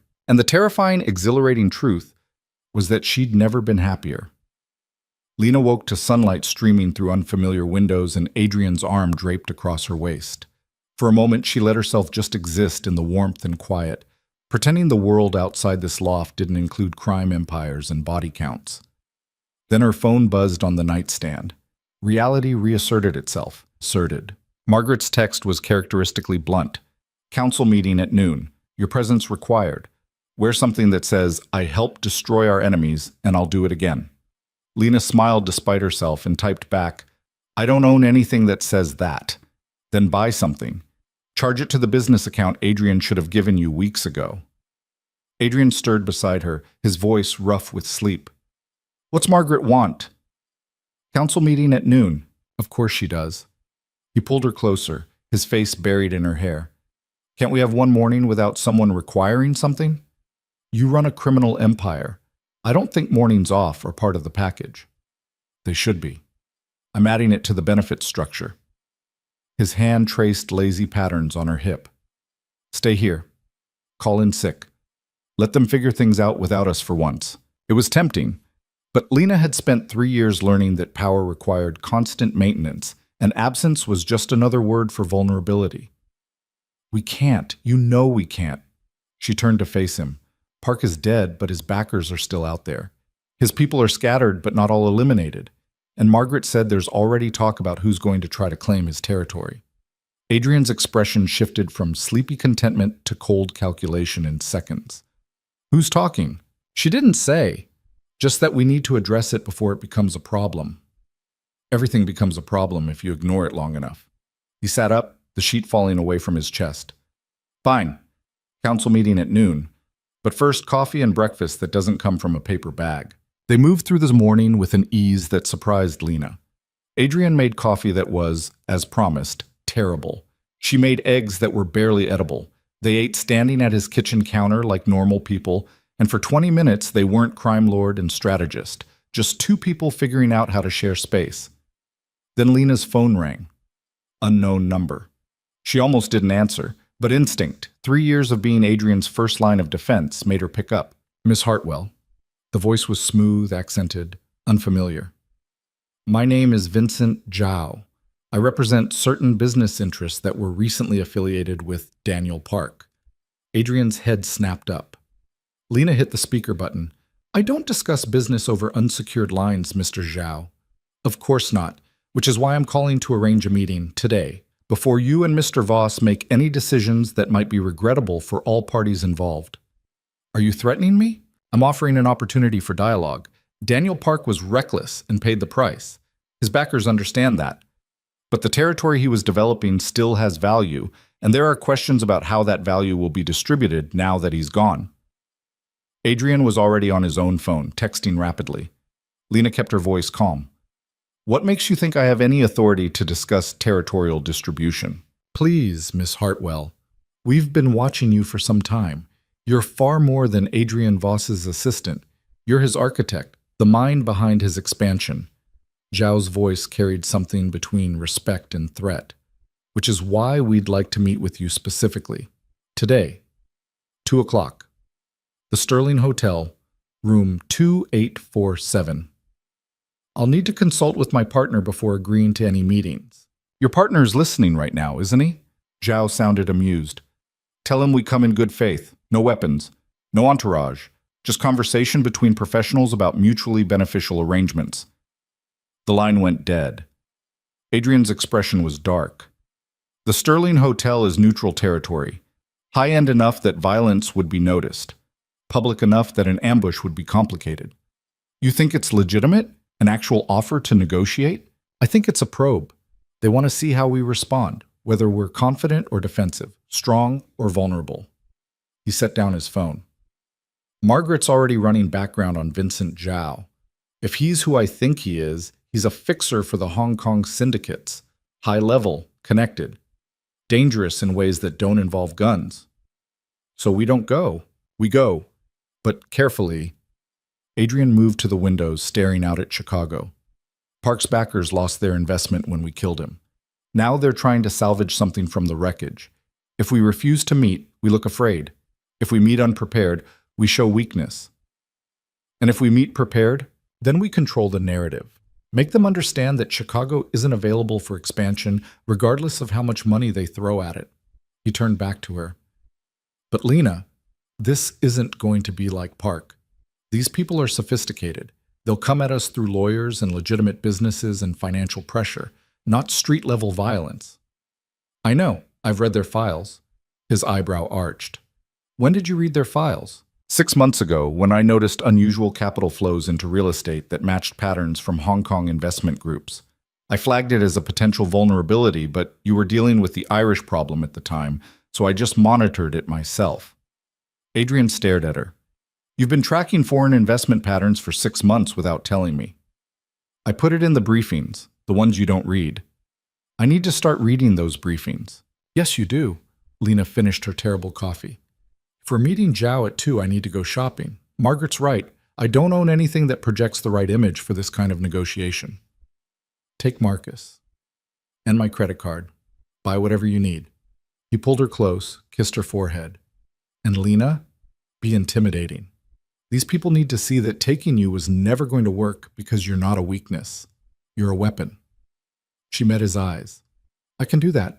2 hours later, Lena stood in front of a mirror in a boutique that didn't have prices on anything because if you needed to ask, you couldn't afford it. The saleswoman had brought her a tailored suit in charcoal gray with a silk blouse the color of fresh blood. It fit like armor. Marcus waited outside, looking uncomfortable among the designer displays. When Lena emerged, his expression shifted to approval. Boss is going to lose his mind when he sees you in that. That's not the goal. Maybe not, but it'll be a nice bonus. Marcus checked his watch. We should get you back. Margaret wants prep time before the council meeting. They drove back to Adrian's building. The penthouse was still under repair, so Margaret had commandeered the conference center on the 40th floor. When Lena walked in, the older woman looked up from her laptop and smiled. Now that's more like it. You look like someone who could buy and sell small countries. Is that the image we're going for? It's exactly the image we're going for. The triads respect power and money. Show them both. Margaret gestured to a chair. Sit. We have 90 minutes before the council meeting and 6 hours before you meet Zhao. I want you prepared for both. The next hour was a masterclass in corporate warfare. Margaret walked Lena through the triad's typical negotiation tactics, their business structure, their cultural expectations, and the subtle ways they try to test her authority. They'll address you respectfully, but they'll watch for any sign that Adrian pulls your strings. You need to make it clear you're not a mouthpiece. You're a decision maker. Margaret pulled up financial documents. I've put together a portfolio showing our legitimate holdings and their revenue streams. Nothing illegal, nothing that exposes our actual operations, but enough to demonstrate we're not some street gang they can bully with economic pressure. What do they actually want? Best guess? They want to negotiate a piece of the territory Park was developing, maybe a partnership arrangement where they provide capital and we provide local expertise. Margaret's expression was grim. What they're really doing is testing whether we're vulnerable enough to accept subordinate status in our own city. And we're not. We're absolutely not. But we also can't afford a prolonged war with a syndicate that has unlimited resources and political connections that span continents. Margaret closed her laptop.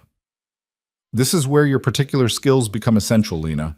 Adrian is excellent at projecting strength through force. You're excellent at projecting strength through intelligence. Zhao needs to see both. The council meeting started at exactly noon. Lena walked into the conference room beside Adrian, feeling 20 pairs of eyes assess her new appearance. Victor nodded approval. Thomas looked mildly impressed. A few of the others looked skeptical. Adrian didn't bother with preamble.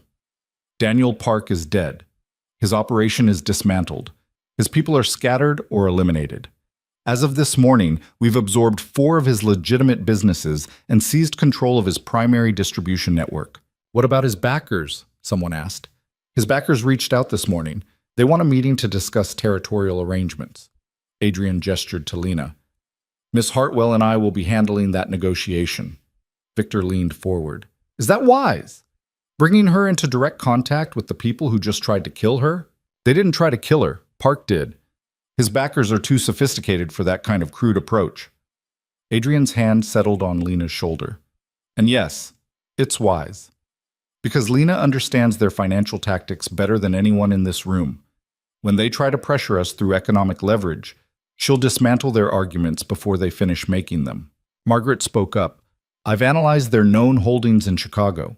They own significant legitimate real estate, have partnerships with 3 major banks, and control a venture capital fund that's invested in local tech startups. If they wanted to hurt us through legal channels, they have options. So we make sure they don't want to.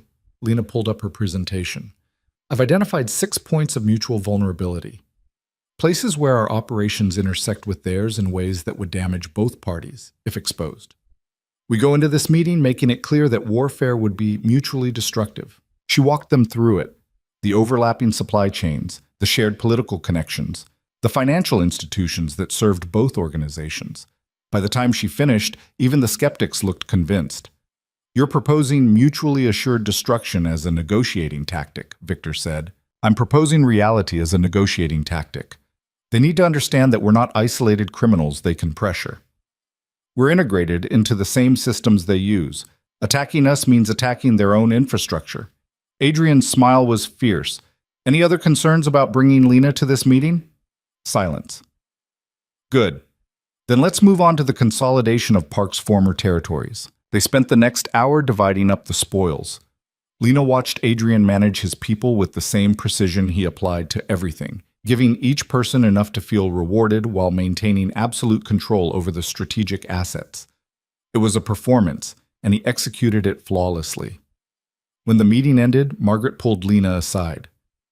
You did well, better than well. Victor and Thomas were skeptical about Adrian elevating you, but after that presentation, they're believers. I just showed them the data.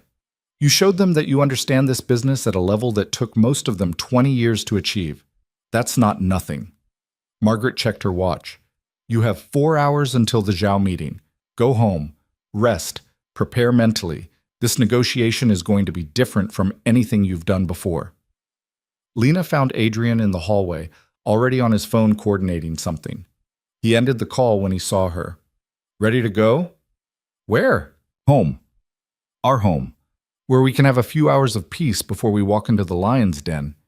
They drove in comfortable silence. When they reached the loft, Adrian immediately went to the kitchen and started making lunch with the focused intensity he brought to everything. You're nervous, Lena observed. I'm concerned. There's a difference. He chopped vegetables with more force than necessary. Park was predictable. Violence and ambition in equal measure. But the syndicates are different. They play a longer game, more sophisticated, more patient. And more dangerous? In some ways, yes. In others, no. They won't send people to grab you off the street, but they might destroy your credit, tank your investments, and ruin your reputation before you even realize you're under attack. He set down the knife. That's why I need you in this meeting, Lena. Because you see those kinds of threats. I'm good at dealing with enemies I can hit. You're good at dealing with enemies who hide behind spreadsheets and shell corporations. Lena moved behind him, wrapped her arms around his waist. We'll handle it together. Together, he agreed. That's going to take some getting used to. 3 years of operating alone, and now suddenly I have a partner who's better at half my job than I am. Only half? He turned in her arms, his smile genuine. I'm keeping the violence and intimidation portions. You're terrible at both. I could learn. Please don't. I like that you solve problems with intelligence instead of bullets. It's refreshing. He kissed her softly. Though I have to admit, you in that suit earlier was almost as intimidating as me with a gun. Margaret's influence. Margaret's influence has been turning you into a force of nature for months. I just didn't let myself see it clearly. His expression turned serious. After this meeting with Zhao, things are going to accelerate. The syndicates will either back off or double down. If they back off, we get peace. If they double down, we get war. A different kind of war than Park, but war nonetheless. What do you think they'll do? Honestly, I don't know. That uncertainty is what worries me. He returned to making lunch. But whatever happens, we face it together. No more hiding, no more pretending you're just my assistant. You're my partner in every sense of the word, and the whole city is about to know it. They ate lunch at the small dining table, discussing strategy and contingencies. By the time they needed to leave for the Sterling Hotel, Lena felt as prepared as she could be. Marcus drove them in the armored sedan. Victor followed in a second vehicle with 4 others, close enough for rapid response, but far enough to not seem aggressive. The Sterling Hotel was exactly as expensive as its reputation suggested. All marble and gold fixtures and staff who moved with practiced discretion. The elevator to the 28th floor required a keycard, which the concierge provided with a knowing smile. Room 2847 was a suite. Marcus knocked, and a young Asian man in an impeccable suit opened the door. "Mr. Voss, Miss Hartwell, please, come in. Mr. Zhao is expecting you." They entered a space that looked like it cost more per night than most people made in a month. Vincent Zhao stood by the windows, a man in his 60s with silver hair and the kind of face that gave away nothing. "Adrian, a pleasure to finally meet face to face." Zhao's English was perfect, barely accented. "And you must be Lena Hartwell. Your reputation precedes you." "Does it?" Lena kept her voice neutral. "Indeed. The invisible strategist who built an empire while everyone looked elsewhere. That takes exceptional skill." Zhao gestured to the sitting area. "Please, sit. I've ordered tea, but if you prefer something stronger, the bar is well stocked." Adrian sat without accepting the offered refreshment. Lena followed his lead. Zhao smiled slightly. "Cautious, smart. You're wondering if this is a trap? If the tea is poisoned? If my people are positioned to eliminate you?" He sat across from them. "I assure you, nothing so crude. I'm here to discuss business, not violence." "Business like funding Daniel Park's attempt to take over my territory?" Adrian's voice was cold. Daniel Park was an investment that failed to produce returns. These things happen. Zhao's expression didn't change. "What matters now is what comes next. Park's operations created opportunities, infrastructure, relationships, distribution networks. These assets have value regardless of who controls them. And you want to control them. I want to negotiate their disposition in a way that benefits all parties. You eliminated Park and seized his operations. That's your right of conquest. But the capital that built those operations came from my principals. They'd like to recover their investment."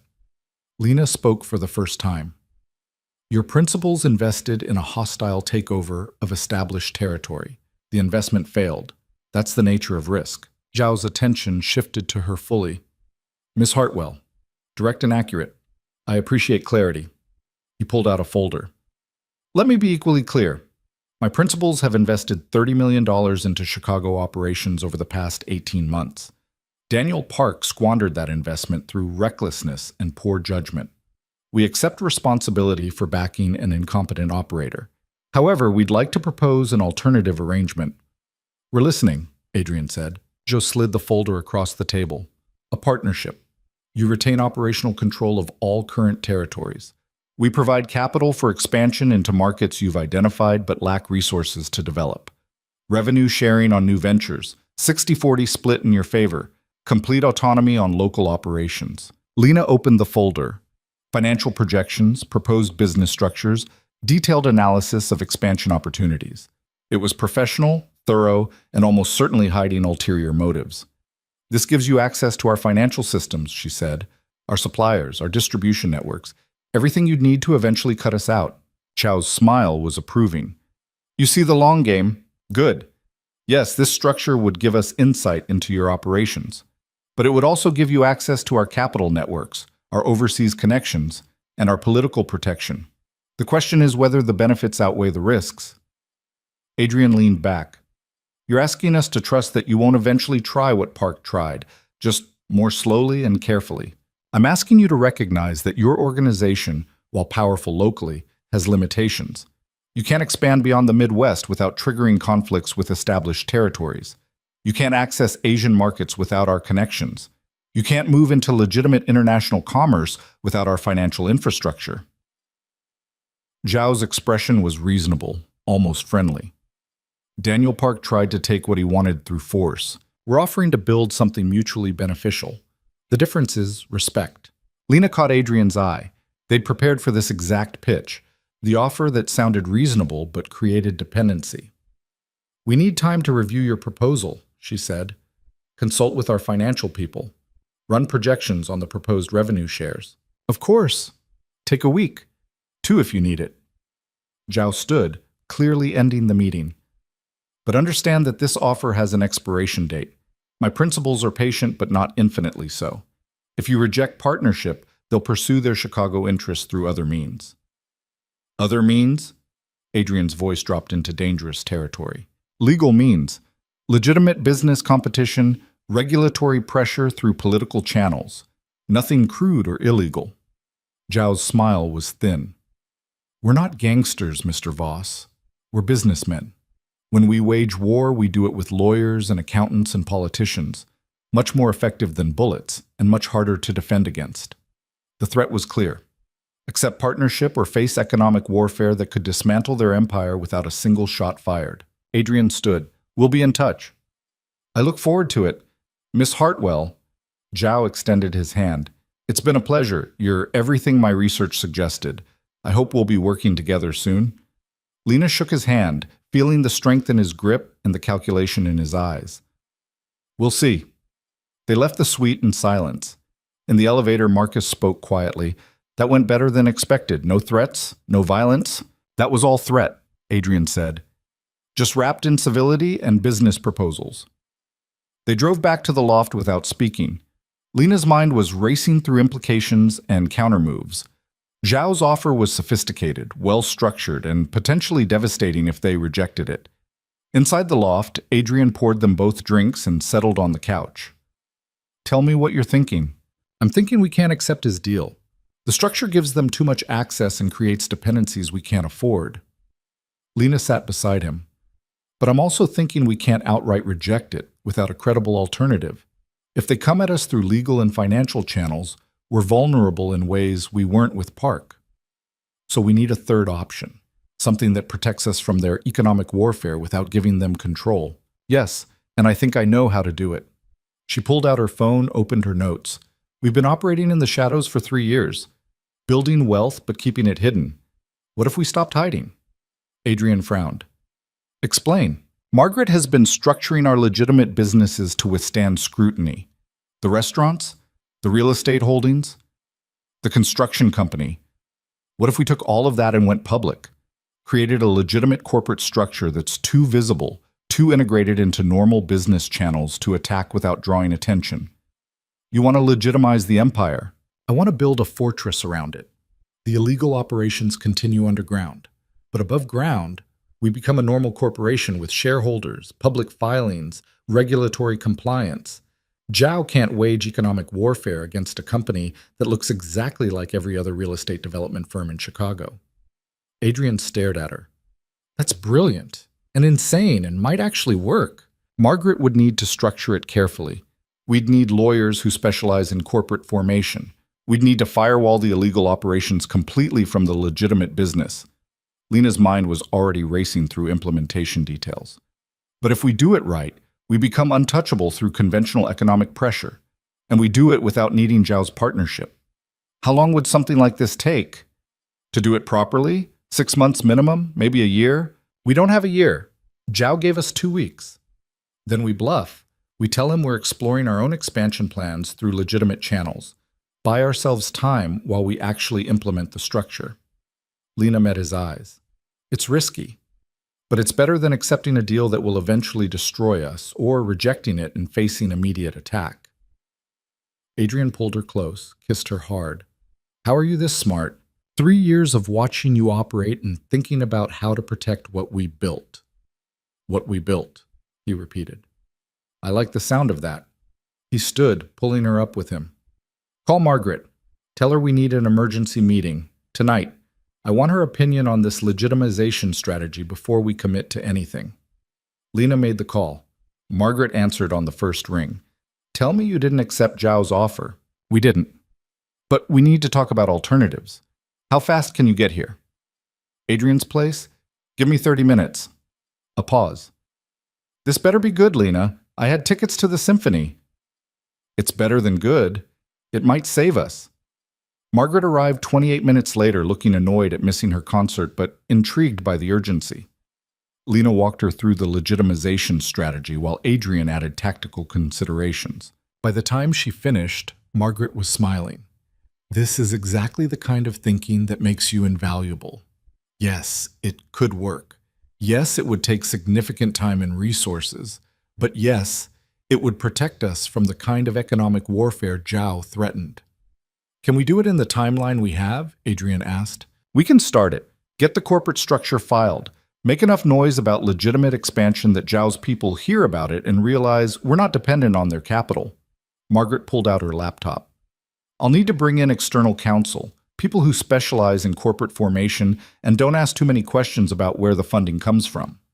How much is this going to cost?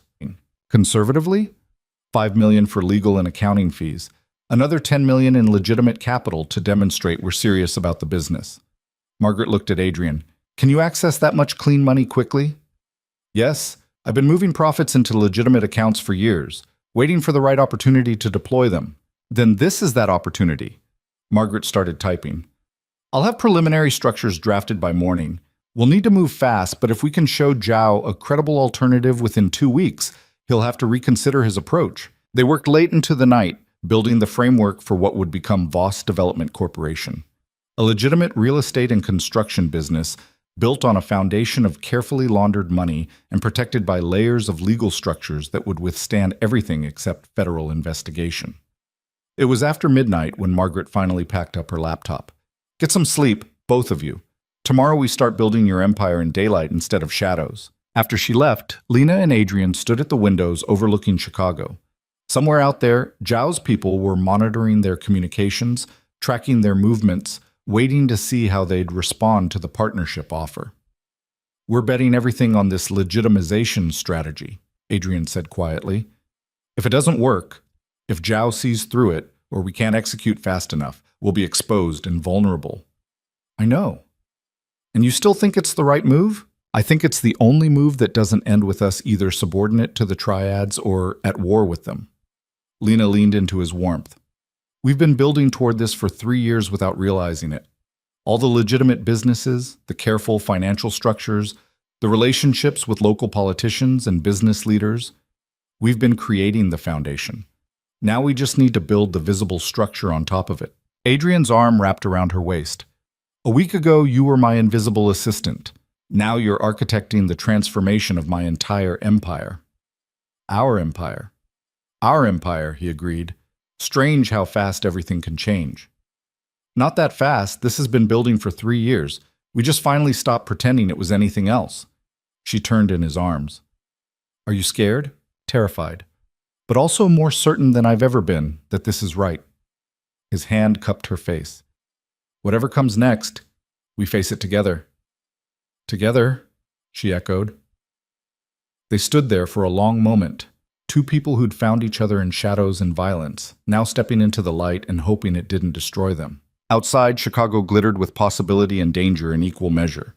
And somewhere in the city, Vincent Zhao was making his own calculations about what Adrian Voss and Lena Hartwell would do next. The game was changing, the stakes were rising, and for the first time in her life, Lena wasn't hiding from the consequences. She was ready to face them head on. The next 2 weeks moved with the controlled chaos of building something real from nothing. Margaret assembled a team of lawyers who asked the right questions and ignored the wrong answers. Lena spent 16-hour days structuring financial flows and creating corporate hierarchies that looked legitimate because increasingly they were. Adrian watched her work with something between pride and disbelief. She'd transformed his loft into a command center, the dining table buried under incorporation documents and business plans. Every morning brought new challenges. Every night brought small victories. On day 4, the corporate filings went through. Voss Development Corporation officially existed. On day 7, Margaret secured their first legitimate contract, a mixed-use development in Logan Square that would actually get built, actually generate revenue, actually function exactly like a normal business. On day 10, Lena noticed the surveillance. She was walking back from a meeting with their new corporate attorneys when she spotted the same black sedan she'd seen 3 times in 2 days. Different drivers, same license plate pattern, professional tail. She didn't panic. She called Marcus. "I've got eyes on me. Black sedan, 2 occupants, tailing me since I left the law offices. Stay on the line. I'm tracking your location now." A pause. "Yeah, I see them. That's one of Zhao's vehicles, registered to a shell company tied to his operation." "Should I lose them?" "No, let them watch. Let them see you building something real." Marcus's voice held grim satisfaction. "Boss wants them to know we're not bluffing about the legitimate expansion." Lena continued to the coffee shop where she was meeting Adrian, very aware of the sedan maintaining its distance. When she slid into the booth across from him, he'd already spotted the tail.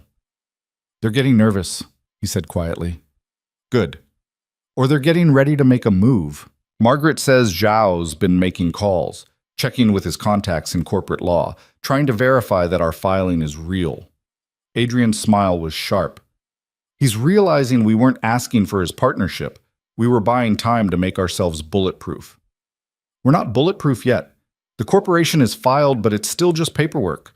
We need actual operations, actual revenue, actual legitimacy before—" Her phone buzzed. Margaret's name flashed on the screen. "We have a problem," Margaret said without preamble. "Zhao just made a move on the Logan Square development.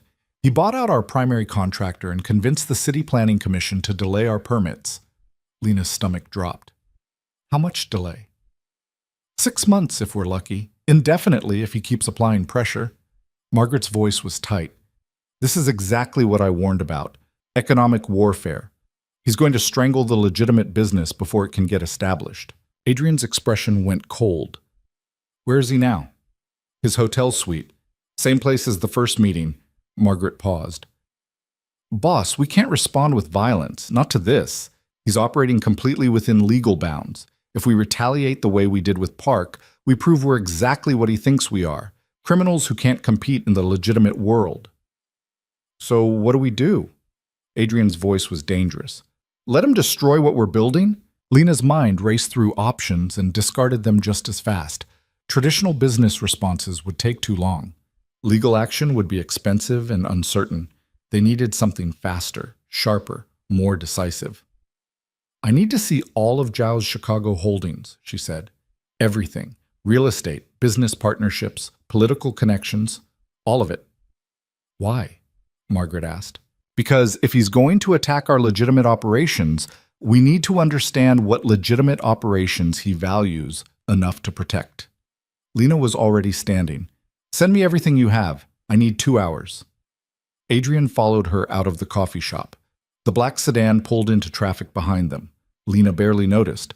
Her mind was already tearing apart the problem, looking for the vulnerable points, the leverage, the weakness that would let them win without firing a shot. Back at the loft, she spread out everything Margaret sent. Property records, corporate filings, partnership agreements, investment portfolios, the full map of Zhao's legitimate Chicago presence. And there it was. Buried in the documentation for a venture capital fund, hidden behind 3 layers of shell corporations, was a connection that made everything else make sense. Zhao's principals didn't just want Chicago for expansion. They needed it, because their primary money laundering operation ran through a bank that had recently come under federal investigation. They were desperately trying to diversify their dirty money into clean operations before regulators shut down their main pipeline. The Logan Square development wasn't just about hurting Adrian. It was about Zhao needing that same property for his own laundering operation. Lena pulled up her laptop and started building a presentation. By the time Adrian returned from coordinating with Victor about the surveillance, she had 40 pages of analysis and a plan that would either save them or destroy them completely. "I need to meet with Zhao again," she said. "Alone." "Absolutely not. Adrian, listen to me. He's not just attacking us to prove a point. He's desperate. His primary financial infrastructure is compromised, and he needs legitimate operations in Chicago to move his money. That's why he wanted partnership. That's why he's blocking our development.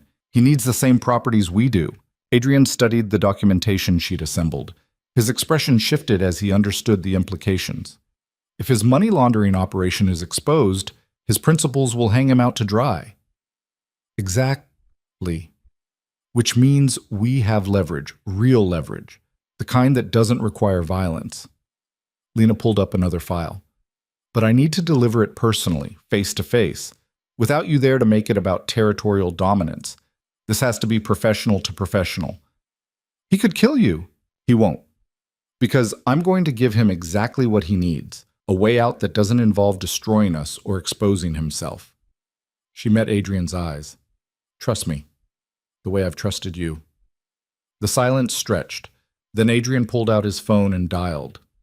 Margaret, set up a meeting with Zhao. Tomorrow. Just him and Lena. Neutral location. No security on either side. He listened to Margaret's objections, then cut her off.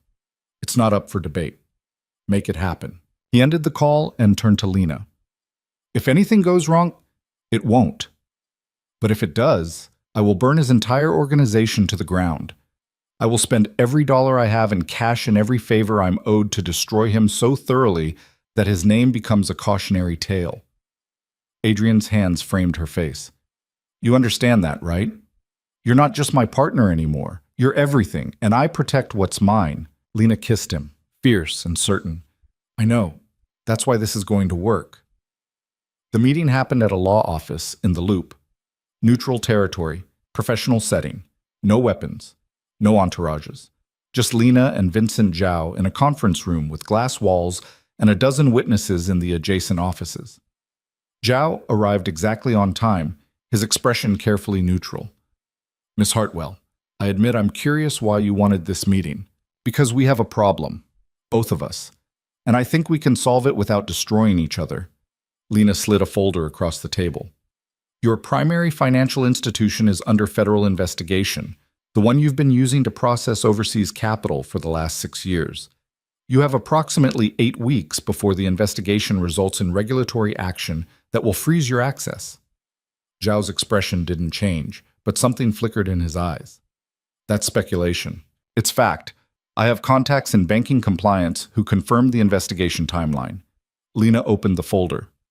You need to move approximately $200 million in capital from that compromised institution into clean operations before the freeze hits. That's why you wanted the Logan Square development. That's why you're blocking our permits. You need that property for your own laundering infrastructure. Even if that were true, why would you help me? I'm not helping you. I'm proposing a transaction. Lena pulled out a second folder. Voss Development Corporation will sell you the Logan Square property. Fair market value plus 20%. You get the infrastructure you need for your capital movement. We get enough profit to fund 3 other developments that don't compete with your operations. Zhao studied her carefully. And in return, you stop interfering with our legitimate business expansion. You recommend to your principals that Chicago is adequately served by the Logan Square operation and doesn't require further investment. And you maintain normal business relations without attempting to subordinate or control our organization. You're asking me to abandon my principals' expansion plans. I'm asking you to be practical. Your principals are about to lose their primary financial pipeline. If you deliver a working alternative in Chicago, you're a hero who saved their operation. If you waste time trying to establish dominance while their money gets frozen, you're the fool who failed when it mattered. Lena leaned forward. I'm giving you a win, Mr. Zhao. Take it. The silence stretched. Zhao flipped through the documentation, his expression unreadable. Then he closed the folder and looked at her with something like respect. You're offering me Logan Square, which you don't even control yet because I blocked your permits. I'm offering you Logan Square, which I'll have full control of in 72 hours because I have recordings of the planning commissioner discussing the bribes you paid to delay our permits, bribes that violate Chicago's ethics laws and would result in criminal prosecution if exposed. Lena's smile was cold. I can deliver those recordings to federal investigators, destroy your operation, and buy Logan Square and the resulting chaos. Or I can sell it to you quietly, profitably, and without the attention that comes from federal corruption charges. Zhao's laugh was genuine. You're not what I expected. No one ever is. That's been my advantage for 3 years. Adrian Voss is a very lucky man. Adrian Voss is a very smart man who finally stopped underestimating his own people. Lena stood. You have 48 hours to accept or reject the offer. After that, the recordings go to federal investigators, and you can explain to your principals why you lost everything trying to win a dominance game instead of solving their actual problem. She walked out without waiting for his response. Her hands were shaking, but she kept them steady until she reached the street where Marcus waited with the car. "How'd it go?" Marcus asked. "Either really well, or I just started a war we can't win." Lena climbed into the back seat. "Take me home. I need to tell Adrian what I just did." Adrian was waiting at the loft, pacing like a caged animal. When Lena walked in, he crossed to her in 3 strides. "Tell me." She told him everything. The offer, the leverage, the timeline, the recording she'd obtained through contacts in the Planning Commission office that proved Zhao's interference. When she finished, Adrian was staring at her like he'd never seen her before. "You threatened a triad fixer with federal corruption charges." "I offered him a business solution.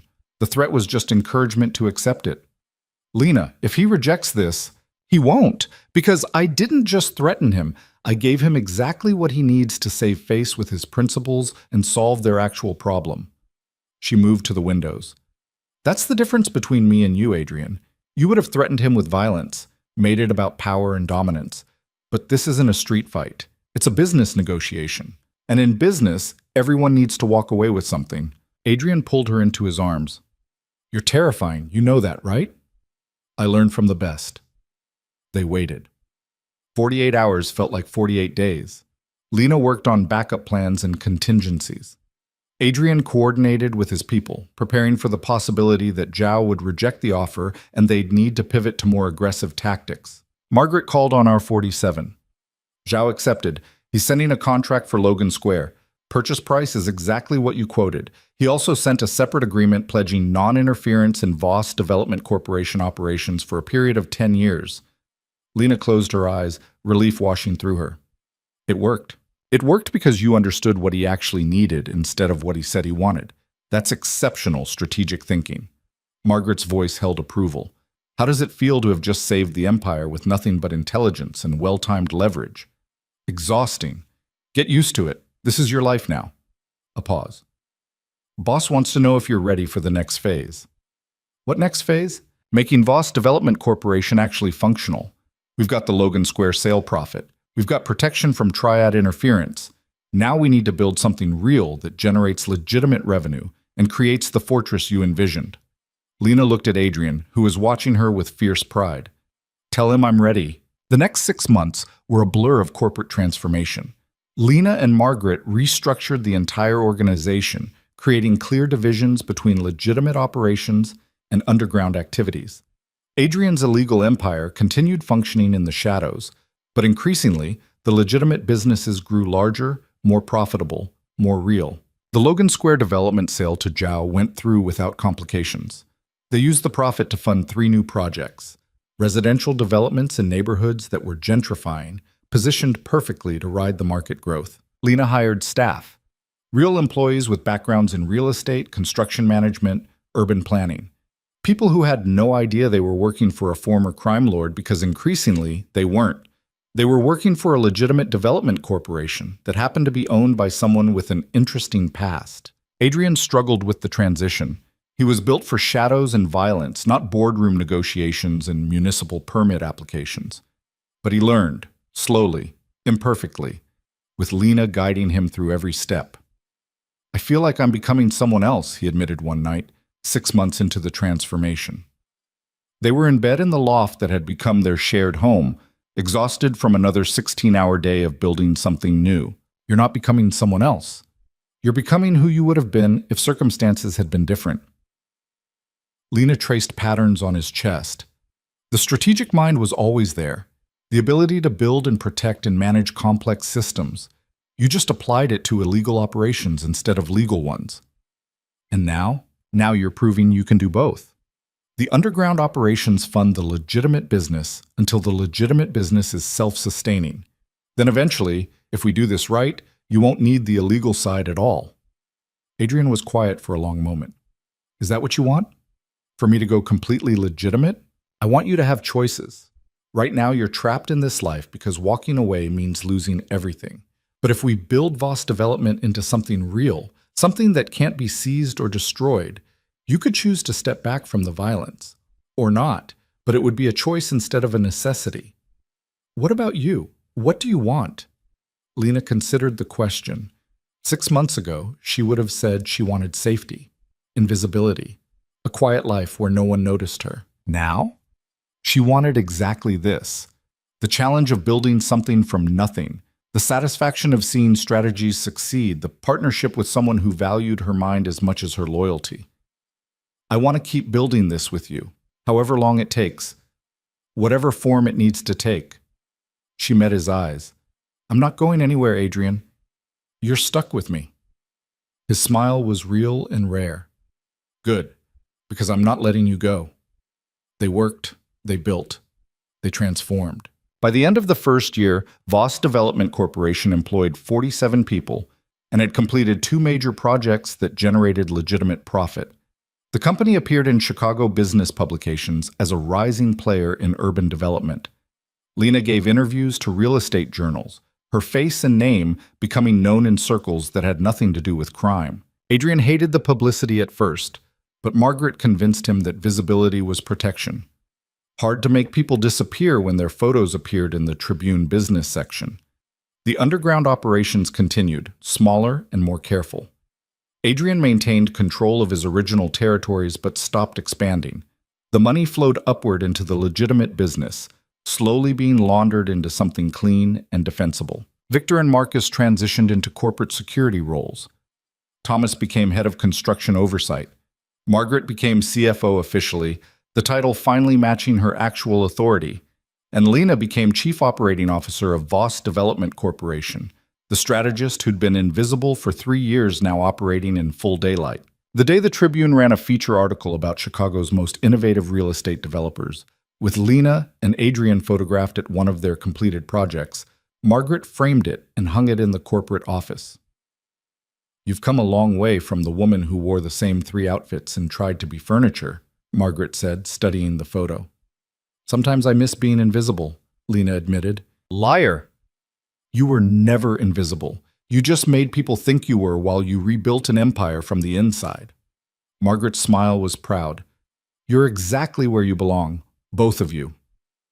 That night, Adrian took Lena to dinner at an actual restaurant, not Torino's where Evan Cole had tried to turn her. Somewhere new, somewhere with no history or violence or ulterior motives. Just 2 people who'd found each other in darkness and built something in the light. I have something for you, Adrian said over dessert. He pulled out a small box that made Lena's heart skip. Adrian, it's not what you think. Not yet, anyway. He opened the box. Inside was a key. Not to an apartment or a safe house, something else. The deed to this loft, in both our names, legal, official, documented evidence that this is our home, not mine. Lena stared at the key, then at him. You're putting me on the deed. I'm putting us on the deed. Partners in everything, remember? That includes the place we live. His hand found hers across the table. I spent 3 years keeping you at a distance because I was afraid of what it would mean to let someone matter that much. Now I can't imagine trying to do any of this without you. You could, though. You built this empire before I came along. I built something that required constant violence to maintain. You showed me how to build something that sustains itself. There's a difference. He closed her fingers around the key. So yes, technically I could continue without you. The same way I could technically survive without air. Possible, but pointless. Lena laughed despite the tears threatening to fall. That's possibly the worst romantic declaration I've ever heard. I'm a work in progress. You'll have to train me in this like you trained me in everything else. His smile was self-deprecating. Though I should warn you, I'm better at strategic planning than emotional vulnerability. Lucky for you, I've gotten pretty good at both. She stood, pulling him up with her. Take me home. Our home. They drove through Chicago with the easy comfort of people who'd survived war together and built peace in its aftermath. The city looked different now to Lena. Not a battlefield or a territory to defend, just a city, their city, where they'd built something real. At the loft, Adrian poured wine and put on music, actual music, jazz that he'd probably owned for years but never played because there was no one to share it with. They danced in the living room, terribly and without rhythm, laughing at their own lack of coordination. "We're awful at this," Lena observed. "We're excellent at corporate strategy and money laundering. We can't be good at everything." Adrian pulled her closer. "Though I'm willing to practice if you are." "I'm willing to practice anything with you." They swayed to music neither of them could properly dance to, in a home they officially shared, building a life neither of them had imagined possible a year ago. Outside the windows, Chicago glittered with possibility. Voss Development Corporation would continue growing, transforming from a convenient fiction into something genuinely legitimate. The underground operations would slowly fade as the legal business became self-sustaining. And two people who'd found each other in shadows would keep building in the light. It wasn't a perfect ending. Adrian still had enemies. Lena still had nightmares about Evan Cole and the violence she'd witnessed. The transformation from crime empire to legitimate corporation was incomplete and fragile. But it was real. And it was theirs. Months turned into years. The company grew. Adrian's reputation shifted from feared crime lord to respected developer. People forgot, or chose to forget, or never knew in the first place. The past became something that happened to other people in another life. 3 years after the night Lena wore a red dress and everything changed, Voss Development Corporation completed its largest project, a mixed-use development in the West Loop that included affordable housing units alongside luxury condos. The kind of project that won awards and generated good press and demonstrated commitment to community development. At the ribbon-cutting ceremony, with cameras flashing and city officials making speeches, Lena stood beside Adrian and felt the weight of transformation. They'd done it. Built something legitimate from illegitimate foundations, created jobs and housing and value that existed independent of violence or coercion. Adrian's hand found hers, hidden from the cameras by their bodies. "What are you thinking?" "What?" "I'm thinking about the woman I was 3 years ago. Invisible. Afraid. Pretending to be less than she was. And now? Now I'm exactly who I was always supposed to be. I just needed someone to see me first." She squeezed his hand. "Thank you for seeing me. Thank you for making yourself worth seeing." He turned toward the cameras, the public face sliding back into place. But his hand stayed in hers, the private truth beneath the public image. That night back at the loft, Adrian finally asked the question Lena had been waiting for. "Marry me." Not a question, really. A statement. A recognition of what they already were. Yes. They married quietly 6 months later. No big ceremony, no press coverage, just Margaret and Victor and Marcus and a handful of others who knew the whole story. People who understood that this wasn't just a wedding, but a coronation of sorts. The invisible woman and the crime lord transformed into partners who ruled an empire built on intelligence instead of fear. Standing at the altar in a private ceremony, exchanging vows that promised partnership and loyalty and transformation, Lena thought about the journey that had brought them here. The red dress, the warehouse, the bodies and the violence and the terrible choices. The slow, painful work of building something better. None of it had been clean. None of it had been simple. They'd destroyed people and broken laws and done things that couldn't be undone.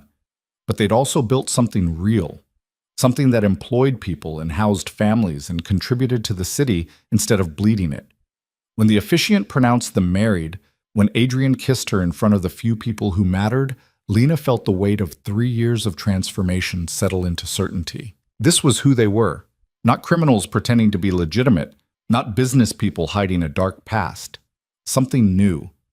Something that existed in the space between darkness and light, built from both and transcending either.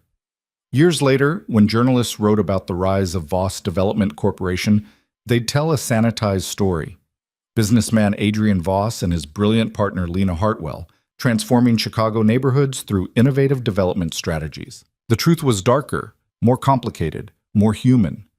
It was about two people who found each other in violence and chose to build something better.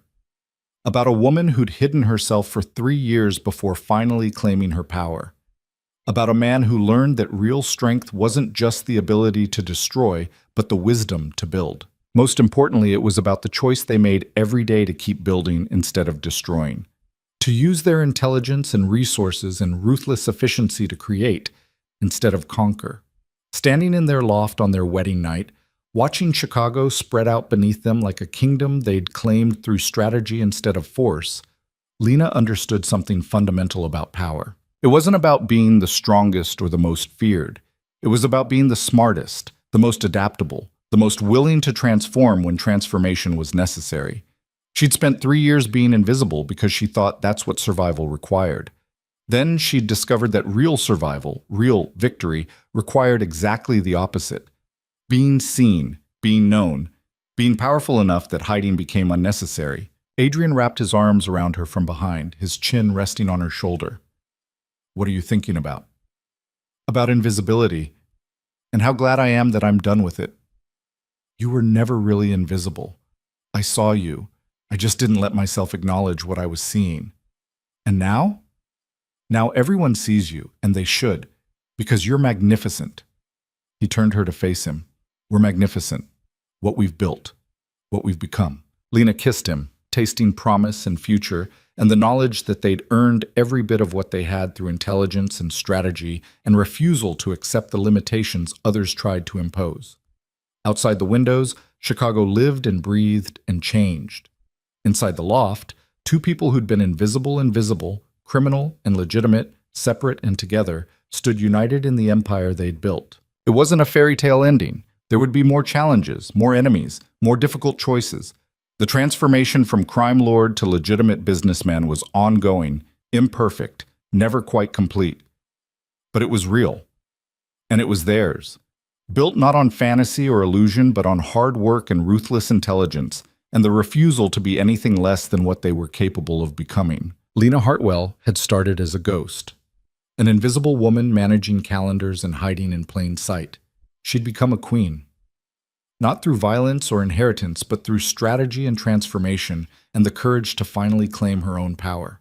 And standing in her home, in her city, beside her partner and husband, she understood the most important truth of all. Real power didn't come from hiding or from dominating.